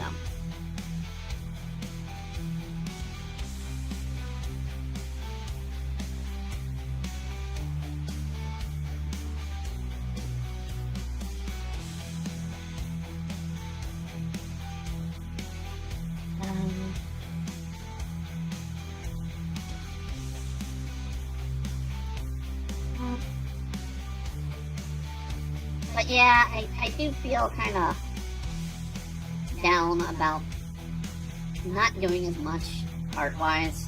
Part of that is I work my day job, come home, I'm exhausted, and I tend to have to keep doing other things for money or for projects that we already have assigned to us. Alright, so we need heal. We need a lot of heal on this run that are notable. But I'm going to start with a dark faded for the eyes. And we work up the heal. Right, I need to clean out. Alright.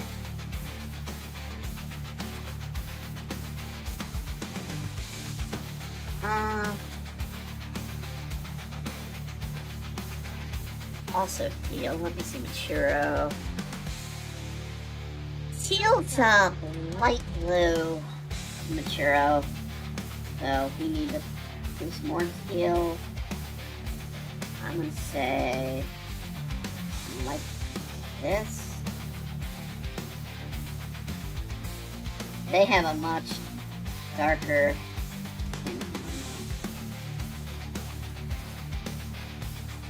Actually, let's use references, because I actually have references. And I keep forgetting I actually have references here.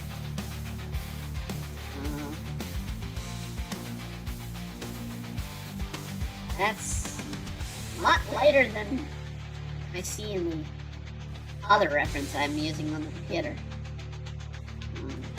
But we'll go with it right now.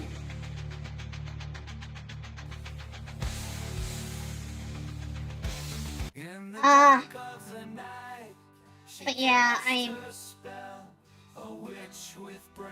writing characters can be hard, people. I'm kind of working on a story. I need to get back to Monster X Maid Girl, which has a lot of characters as well, story-wise, but I at least need to finish the story I'm on, because it needs to finish somewhere.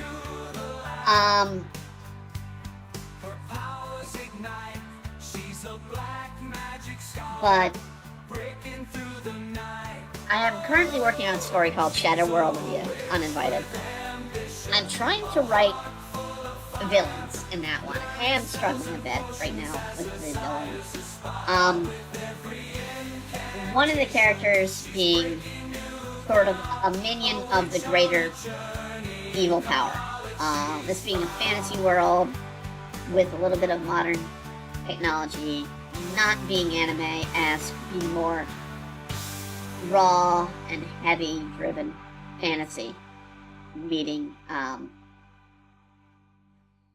I'd say maybe a little bit of anime, but not in a larger set. I mean, it's more in a set that, like, oh wait, hold on a second. Let me see something that I gotta fix. Alright. They got the long ears stuff. This villain is part of the concept of the villains in the novel, but it's not gonna be a manga or a comic or anything. Part of the villain's concept is he's supposed to be that trustworthy character, but at the same time be deceptive in his ways. So I'm really trying to write him as this good, heroic-looking personality, but being very deceptive, because that's very much the concept of the main villain in the story is deception. Deceiving those of who is in his power and what power he has over people. Literally altering people and monsters into these beings of power.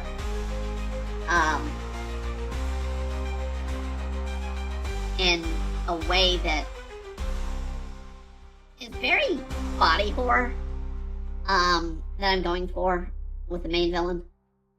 So his minion is going to be very body horror driven,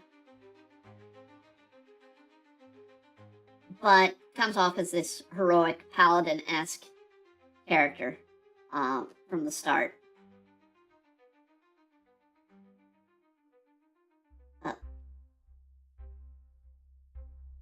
And it'll be through actions later that it's like, no, he's not a good man. He's very, very dark.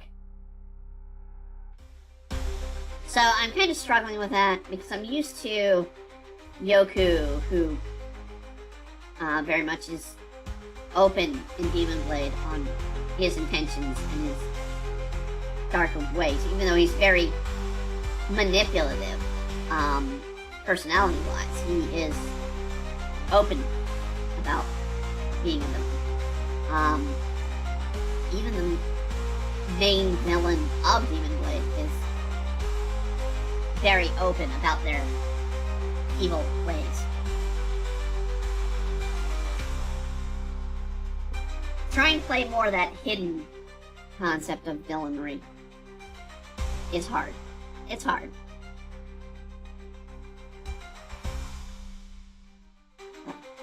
Nope. Just want to kind of get more. Alright, I am using a statue here for references. I'm going to try and do the hair bits first because it'll help me design.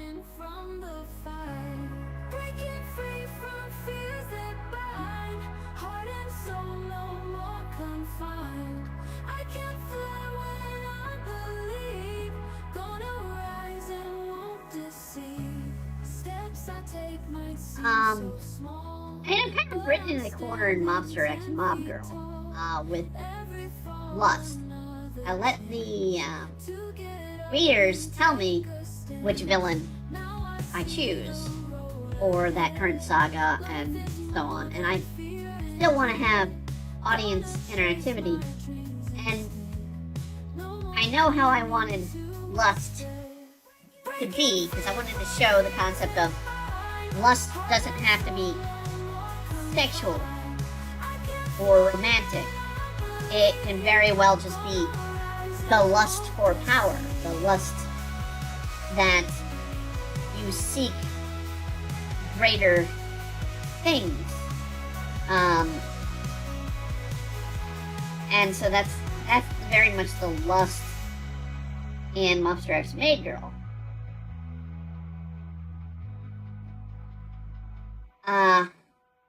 My problem though now is I'm writing the final act of that that current storyline.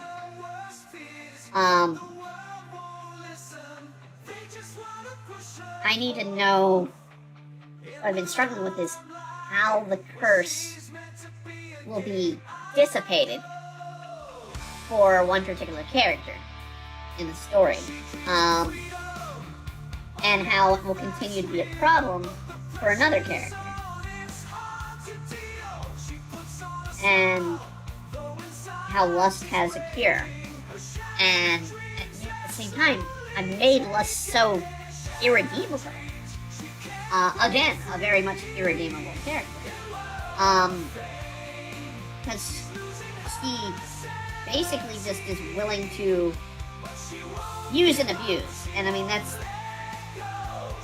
was the concept with lust, is to make her a user and abuser of those that she bends to her will. In the case of Monster X Muichiro is Alabaster, the werewolf.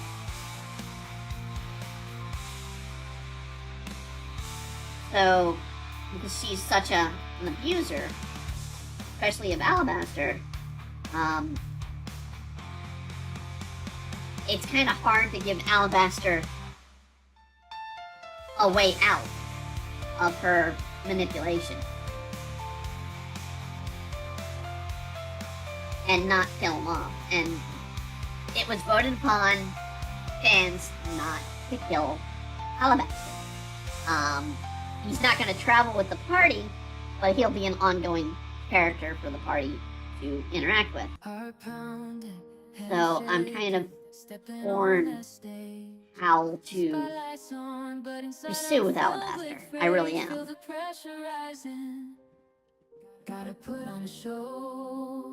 Because he's a romantic interest, but at the same time, he has somebody else he loves. And admits he loves. But he also admits he's already admitted to the character. He's like, if my friend dies, you're the one I love. I will continue to go after you. And it's hard to do if I do lust as this continuous manipulative character. And lust is gonna die in this story. So, because I can't keep having characters like earlier in the last arc had us facing jealousy or envy, and envy got away because envy's going to be an ongoing threat to the main character and her brother in the story. So lost in the thoughts, trying to find a way in a world that's pushing her further. It's just those more difficult decisions in a story to kind of come to. She's feeling the pressure, but deep inside, your dreams are a treasure. And I mean, I'm also working on getting 11 Kingdoms. I'd say that this song is very much based off of 11 Kingdoms. I don't know. I'm at the point right now where I'm making a decision with 11 Kingdoms. Do I want to go ahead and release the novel in physical format? And I think it's gonna. What kind of screwed me over is Neuralink. I hate to say it, but a real life device that I based off of a device in the book is out and it's Neuralink. I knew about Neuralink back in 2012. And that's what I made the basis of 11 Kingdoms off of, is Neuralink.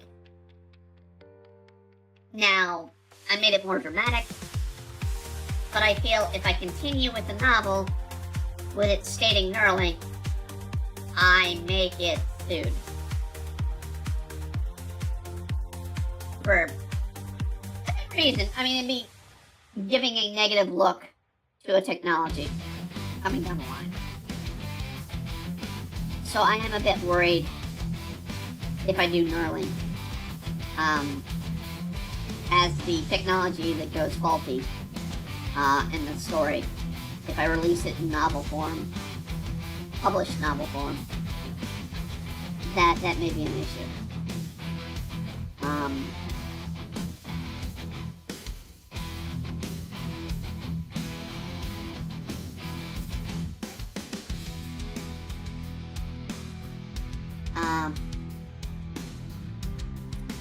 Other problems down the line, I mean, I hate to say it, I've run into the problem twice with other people doing something similar with 11 Kingdoms. Because 11 Kingdoms also has the company name of Black Clover before Black Clover, the manga, came to be. Black Clover in the book was announced and premiered in 2010, and the manga came out in like 2012, 2013, somewhere in there. So it hurts when I write something and it's like, well, it kind of already exists in the manga or in another format. But then Neuralink is far worse because it's like, alright, this technology was being talked about at MIT 20 years ago, almost. Well, not even 20, about 10 years ago. And it comes out, and it's like, oh, crap. And it didn't really have the name Neuralink at the time. But I was like, oh, if I'm gonna give this thing a name, I'd call it Neuralink.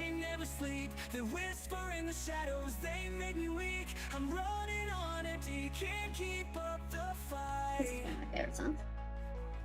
I need a savior to show me the light. These demons inside, they never sleep. They whisper in the shadows, they make me weak. I'm running on empty, can't keep up the fight. I need a savior to show me the light. Part of me is just saying, go ahead and release 11 Kingdoms. And technically it's available already. It's been on there for a while.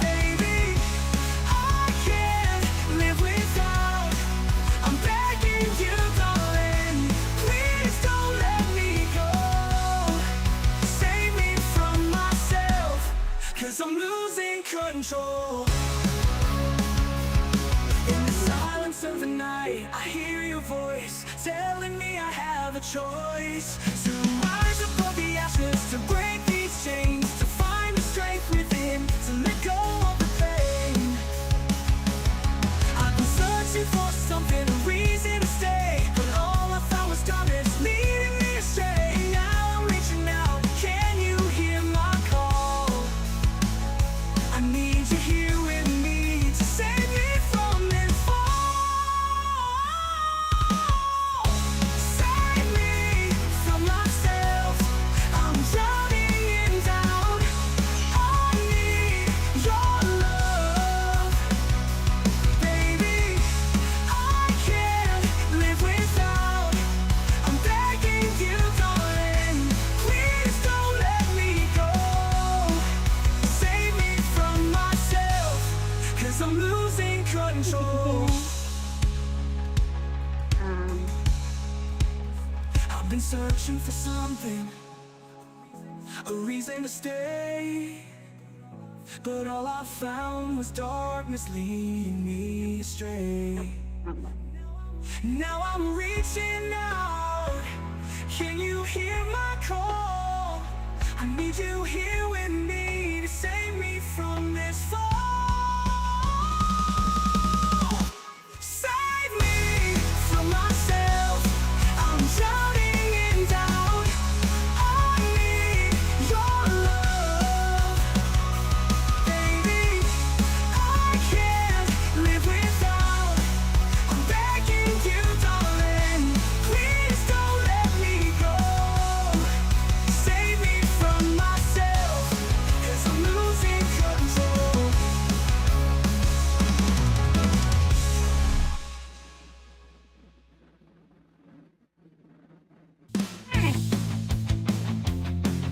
of my favorite of the newer songs. I don't know what I'm gonna do with that one, though, because it's like it was based off of Demon Blade a bit, but at the same time, I kind of wanted to make that a bit more,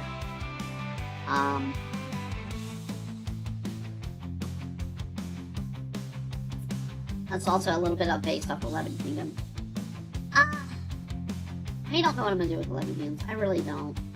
The plan is to release it as a novel. I might still just do it, as is. I mean, it's a good book. I love it every time I reread it, and the edits have come out pretty well on it. But at the same time, I've gotta do a lot of work to get it in the novel release with Amazon, because that's pretty much what we're going to be doing now. What we do with Demon Blade releases, they come out on Amazon as hard books and digital books.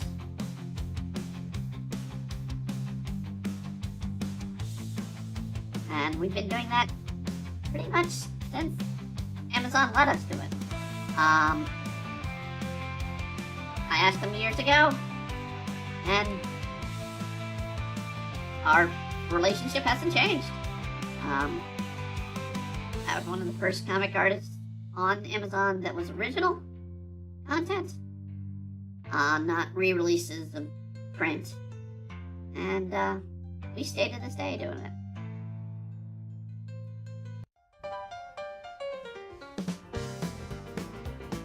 And see, now they moved, what is this?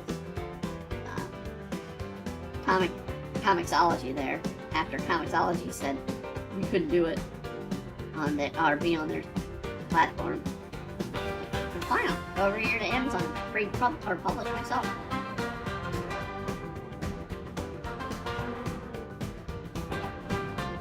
Now Comixology is part of Amazon.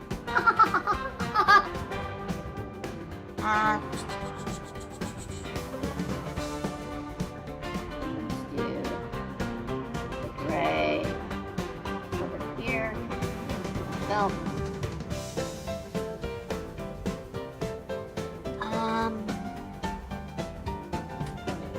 where's his feet? I need to see what his feet look like.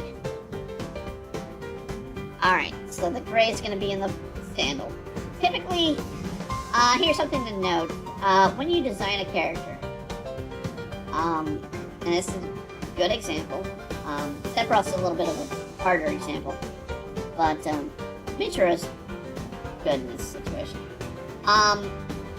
Pick about 3 colors at the most, and that's their color palette. Go with that palette. You can change it around now and then, but keep around the same palette when you're doing colors for that character. It just makes it easier. I have 3 colors for Ida. I'm gonna use Witchin, because even though Demon Blade, I have color palettes for each of the characters. Ida's always in color, so I'm always doing Witchin in color.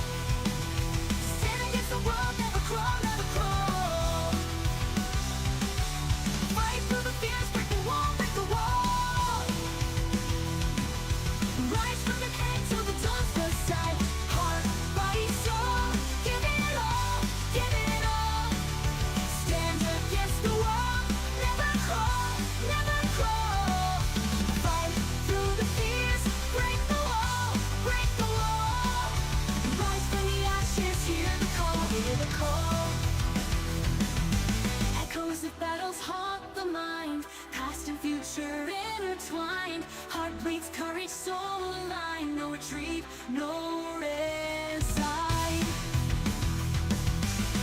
Still deep, the journey's long. With every breath we're growing strong. Battle cries for my fear song. For every star we right the wrong. Heart, body, soul, give it all, give it all. Stand against the world, never crawl, never crawl. Fight through the fears, break the wall, break the wall. Rise from the ashes, hear the call, hear the call.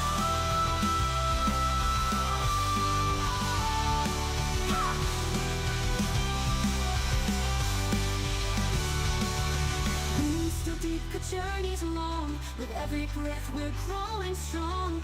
Battle cries for my fear song. For every star we right the wrong. Heart, body, soul, give it all, give it all. Stand against the world, never crawl, never crawl. Fight through the fears, break the wall, break the wall. Rise from the ashes, hear the call, hear the call. Ha! Hear the call. Ha! Okay. That is Heart, Body, Soul. And there's a reason why I went this way quiet. That is very much a new song from us. That is the main theme to Demon Blade. If I was going to do an opening theme, I kind of really want to do an animation for it. But I don't have the time to do the animation for it. But I just premiered that song on Tuesday, so it's kind of like, need to be quiet all those plays. Our spirits reach high, we can't help but smile. I will probably be releasing that one as a video at some point. When I have the time to work on another video. It's playing in my mind. Just to let it go through. But yeah, I try to do anime openings. We have Witchin' will come up probably some point too, which is the song for Witchin'. And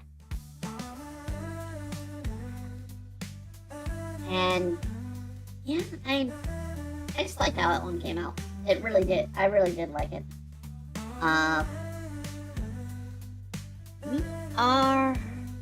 We're gonna go till 11 tonight, so we're gonna have an extra hour in here to finish this up here. But we are getting to the point where the characters are getting into the detail, so we'll do some background in the last half hour.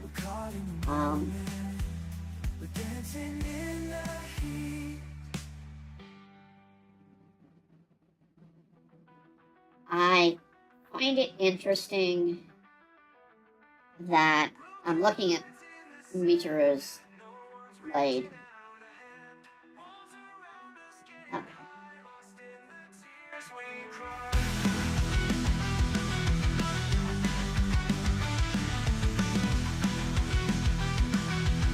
This is the Visions. This is just a song we kind of, if you tuned into Dribble Draw about 2 weeks ago, we talked about the Visions, and this is what came out of it, writing this song.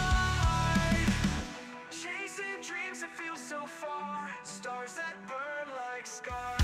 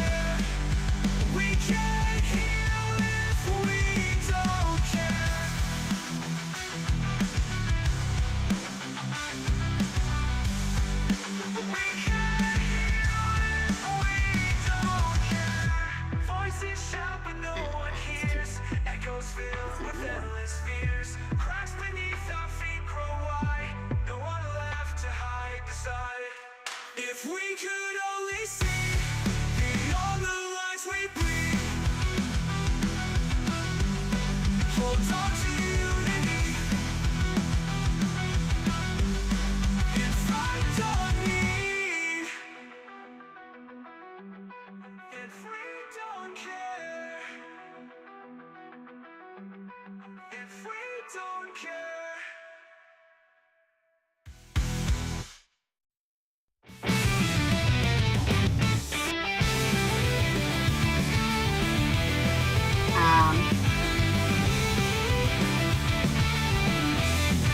Next to the song, I have no idea what it's singing. I'm just gonna lower it down. Yeah. Basically, I've been doing a couple of the songs. We use AI to perform them. A lot of them we write from scratch. And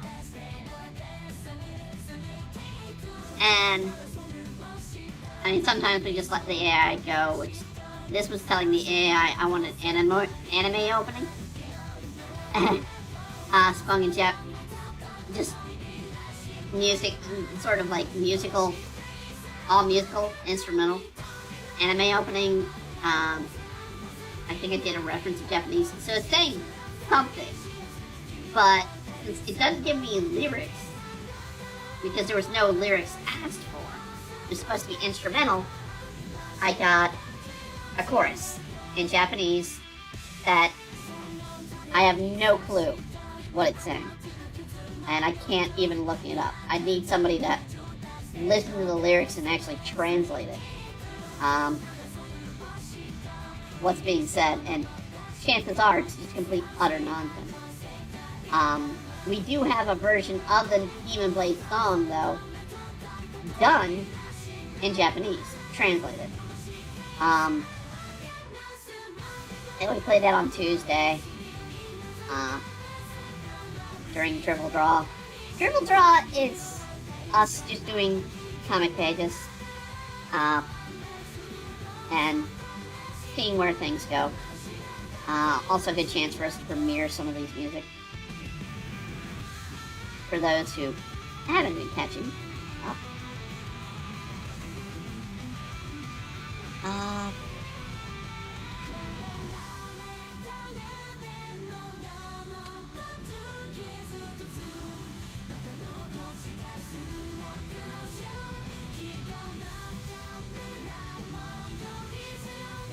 I'm being much happier with how Sephiroth finally is coming out. In this.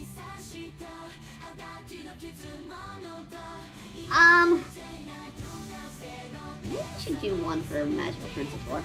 I know I've been struggling with ideas for music for Mobster X Major, as I've been struggling with the script or story for this series. I know where the next chapter would go, and even how the villains would play out. But I just, like, for just that story, it's kind of like, the current story, it's like, I don't know where I want the script to go. So it's been struggling me. And with Shattered World and Uninvited, I very much have where the villain goes. It's just like writing that and trying to keep coming up with a proper team of main characters that I'm trying to figure out. Gotta make him look more like leather. I'm trying to see. It's definitely gonna be, best option is gonna be try and bring in some other colors. Yep, almost. Alright.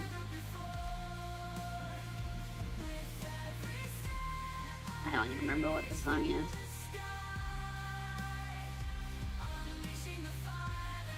Maybe this was a rejected version of one of my songs.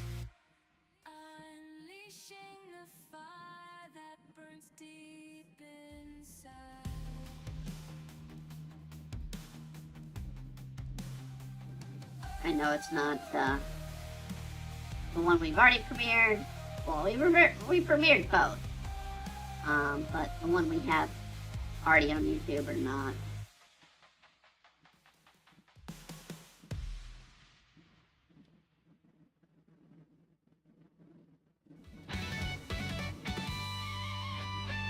Alright, this is Tetsu versus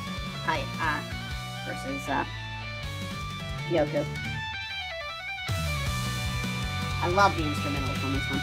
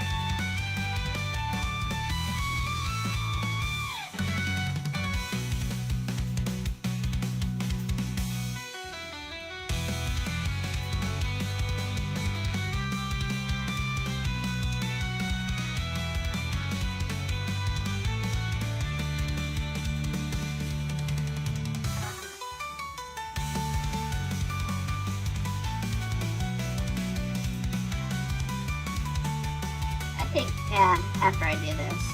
I know I need to do some artwork, but I think I'm going to do some writing, because I haven't done it in the past week or so.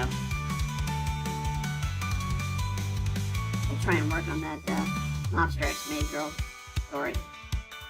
So it's been over a year since we've released any of that story, and I kind of do feel regretful that I haven't continued it.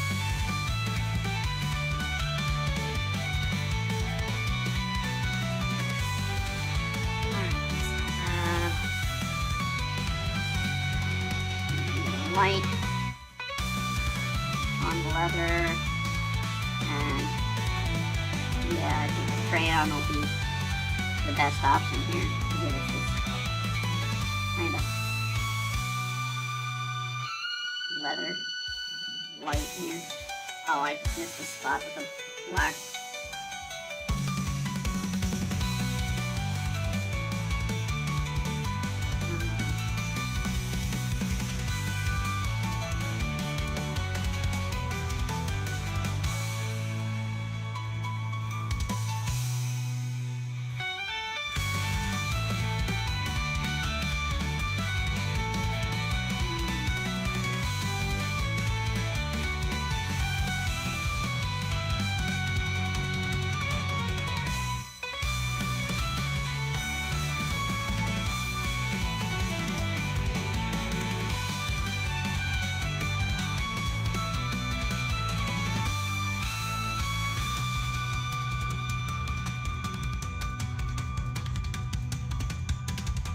A couple spots with a lot of the black here.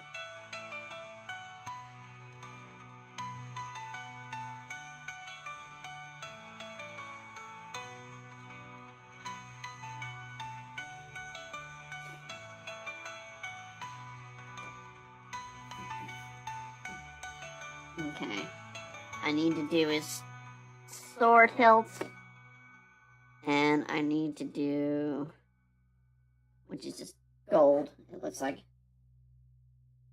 And need to, well, I don't really show his. Late nights, phone talks, heartache beneath our thoughts, secret smiles, stolen glances, nobody knows our hidden chances. This is Secret Love. It was supposed to be a romance song for Demon Blade.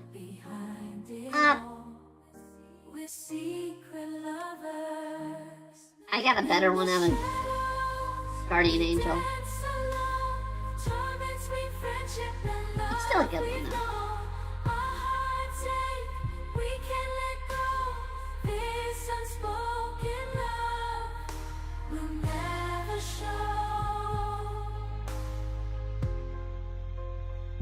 It's a bit absurd. So let's switch to there. And this was me just putzing around. I didn't write this one. I just liked the way the song came out. And it ends in a weird one. But this is Realm of the Dice, D&D song.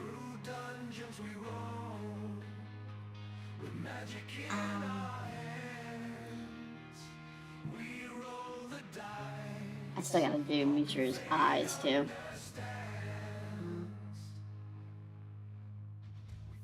We fight fearsome dragons on treacherous terrain. Our minds engaged in a battle of the arcane. With every stroke as the night grows cold and rolling the dice, our fate getting bolder. And I need to put the Mako glow and Sephiroth. Kind of need to fix the eye there too.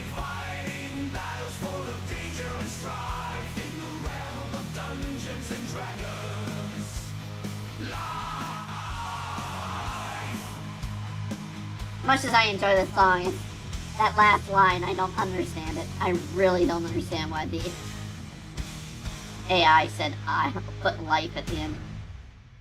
Lost in a pixelated haze, fighting dragons in a virtual maze. She's the princess of a world unknown. Another 11 kings attempt. She feels so alone. Beneath the flashing lights, she's trapped. A video game princess that is not a death. She longs to break free from this pixelated scene, to find herself and remember who she's been. In this fantasy world, she must pretend to be a princess. Story won't end, but the fame and the fortune is never her own. She's just a puppet, a face that is shown.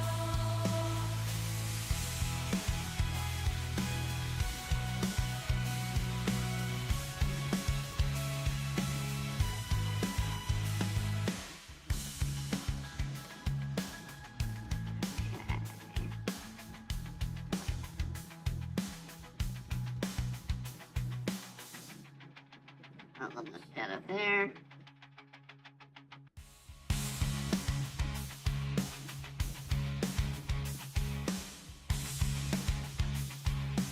Oh, come on. Fame and the fortune is never her own.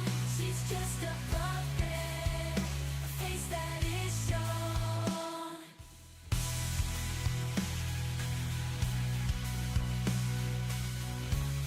Status my light point is coming this way. It's coming this way. I don't have a pin on. So the light coming this way. So when I come on the back and do some shadow and put this here. This is Kyle's thing.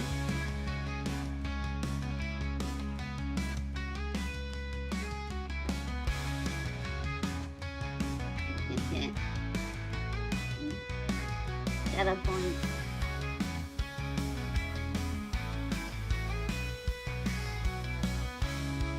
True.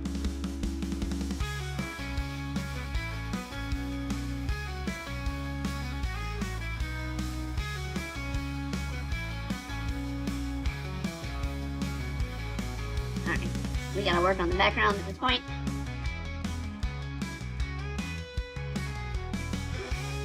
Because we got 15 minutes left. Again, normally, those that want to make a request, you're absolutely able to make one. As Damien Agent Birds joined in earlier and stated they put in theirs, you can just leave it in chat or comment below on these streams or message me or whatnot. I will be happy to add them in, and we'll add it to our drawing stream. That's what Dining and Noodles is for. Dribble Draw, we have more of a topic that we handle, which is this very song's about.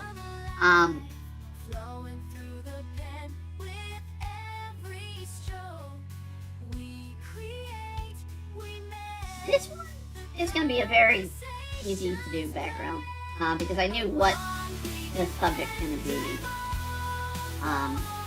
considering the very misty concept we want to do, or Muichiro being a mist. I kind of want to do a spooky forest mist. Can I do that line? No, that's fine. It's already done. Okay.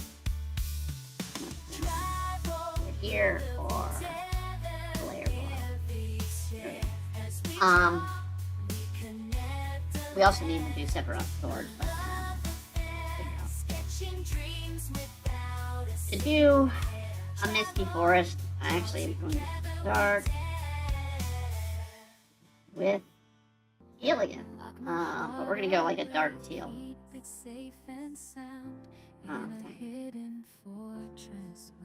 Guardian Angel. Building up these walls, shields of steel and stone, to protect the love inside, to keep it all alone.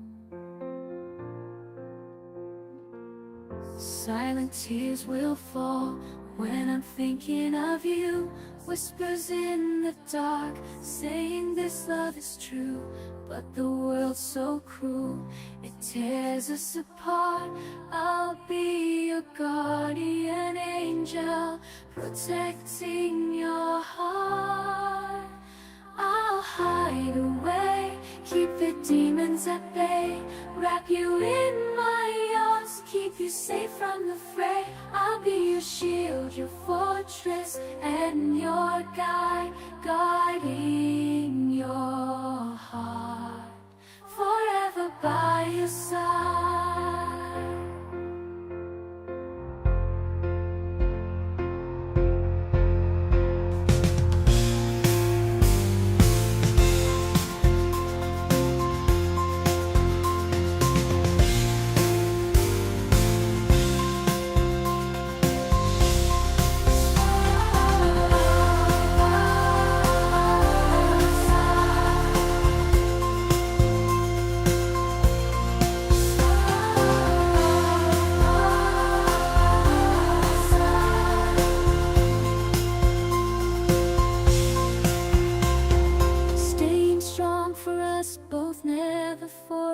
To boast, I will hold on to our love, they can't tear us away. I will be with you each and every day, while it may be hidden. You will know it is written that our love will be defended till the very day all has ended. I'll hide away, keep the demons at bay, wrap you in my arms, keep you safe from the fray. I'll be your shield, your fortress, and your guide, guarding your heart, forever by your side.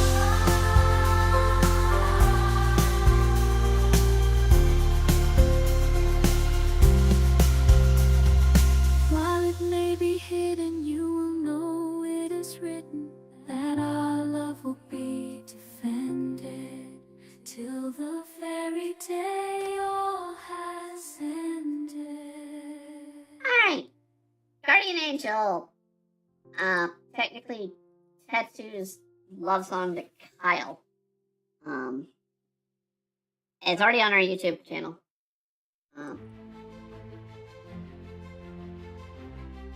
It's a very emotional one, considering it's sort of a point that in the series, and I mean, up until, if you've read the old series, up until about issue 24, 26 in the new series, it'll be,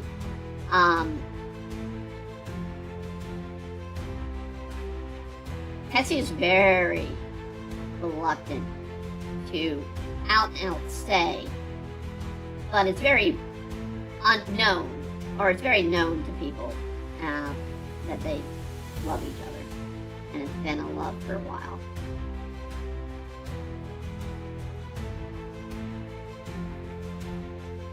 I kind of wanted to give this creepy forest element here.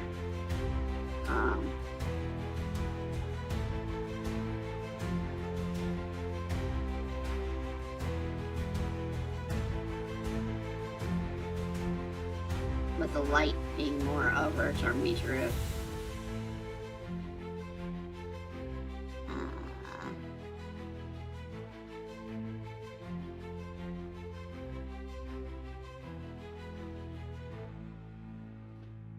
Then we'll do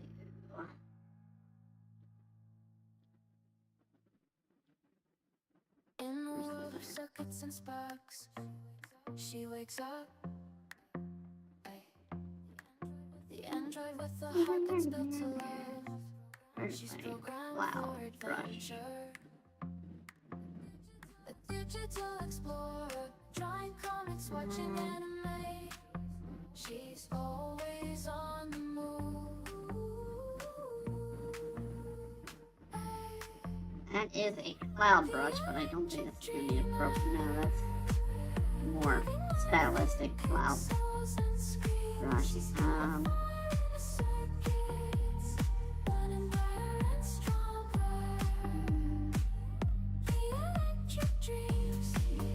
That'll probably be it.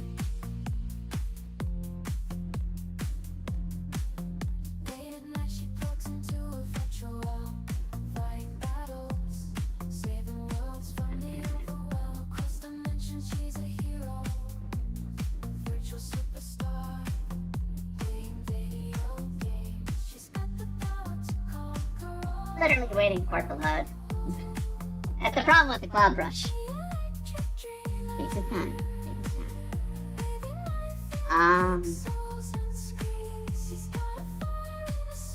Now we need to do a couple layers in between. Get a mist feel.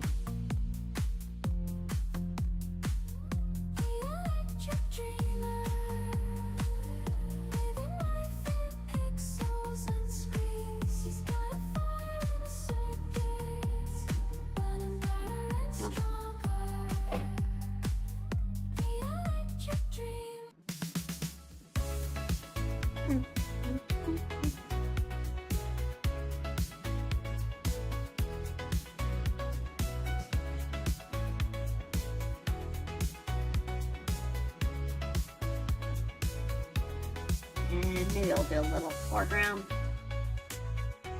And I still need to do Sephiroth's blade, but do a little bit of mist in the foreground.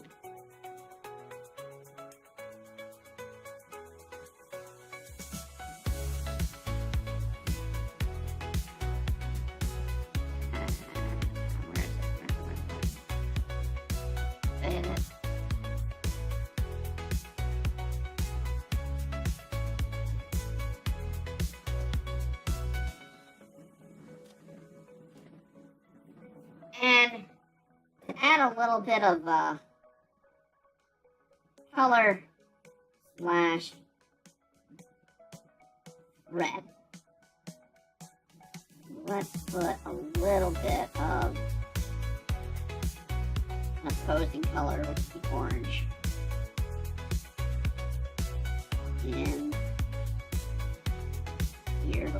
make it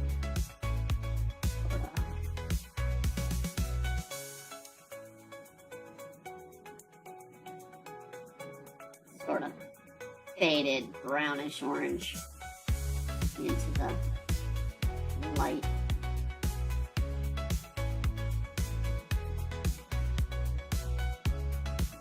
It also helps make Sephiroth's eyes pop a bit in the image. Alright.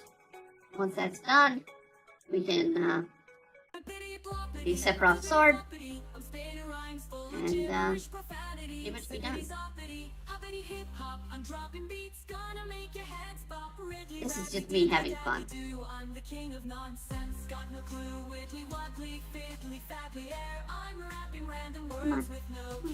No.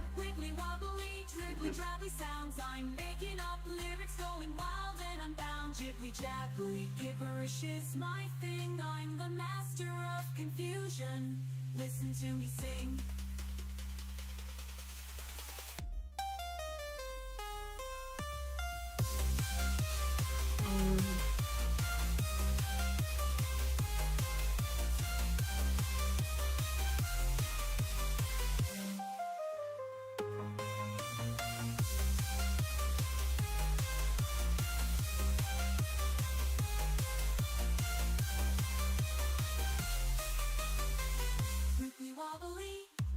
Travelly sounds of making up lyrics, going wild and unbound.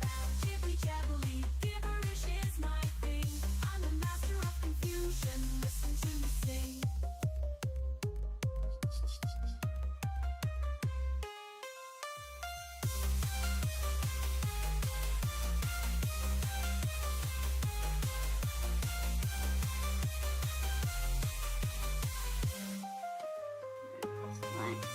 Select.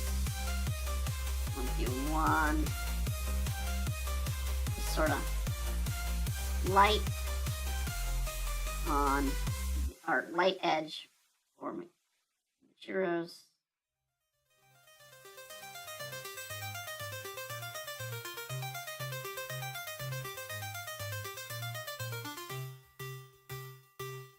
That looks a little too off.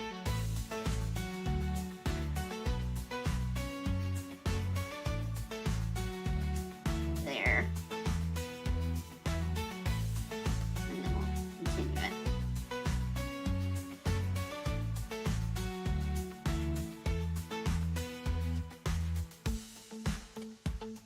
Alright. That is pretty much done. That is done. We have 3 hours in. I'm gonna go down the list here of thank yous to the people joining in. Alright, we got a couple people. I didn't even see Ringeko saying hello. So I'm gonna thank you. So Pokeboo, Hydra Bro, Ringoku, and Damien Angry Bird, and Pokeboo again on Twitch. So thank you all for joining in and chatting. It's great to come in here and do some more Dining and Doodles. If you have a request you want drawn, that is exactly what this show is. We take in requests to get something drawn, be popular media or whatnot. Please include sources where I can find images of some characters, because I don't know every character. But I'd be happy to give it a hand. Most of these are illustrations. We do not do comics on this stream because it takes forever. We went long tonight. Normally it is a 2-hour show, 8 to 9. And as always, I want to make sure that you all go out there and be the best you that you can be. Especially these days with a lot of troubling issues. What song is this? Oh, I think this is an album. Yeah, or anthem. I think Tetsu's anthem, to be honest. But yeah, go out and be the best you can be. Have a wonderful week, a wonderful weekend, and a wonderful year. And we will be back Tuesday with some dribble draw. More than likely, drawing Demon Blade, because we're behind from where I'd like to be. So I'll see you then. I hope you all have a wonderfully good night, everybody.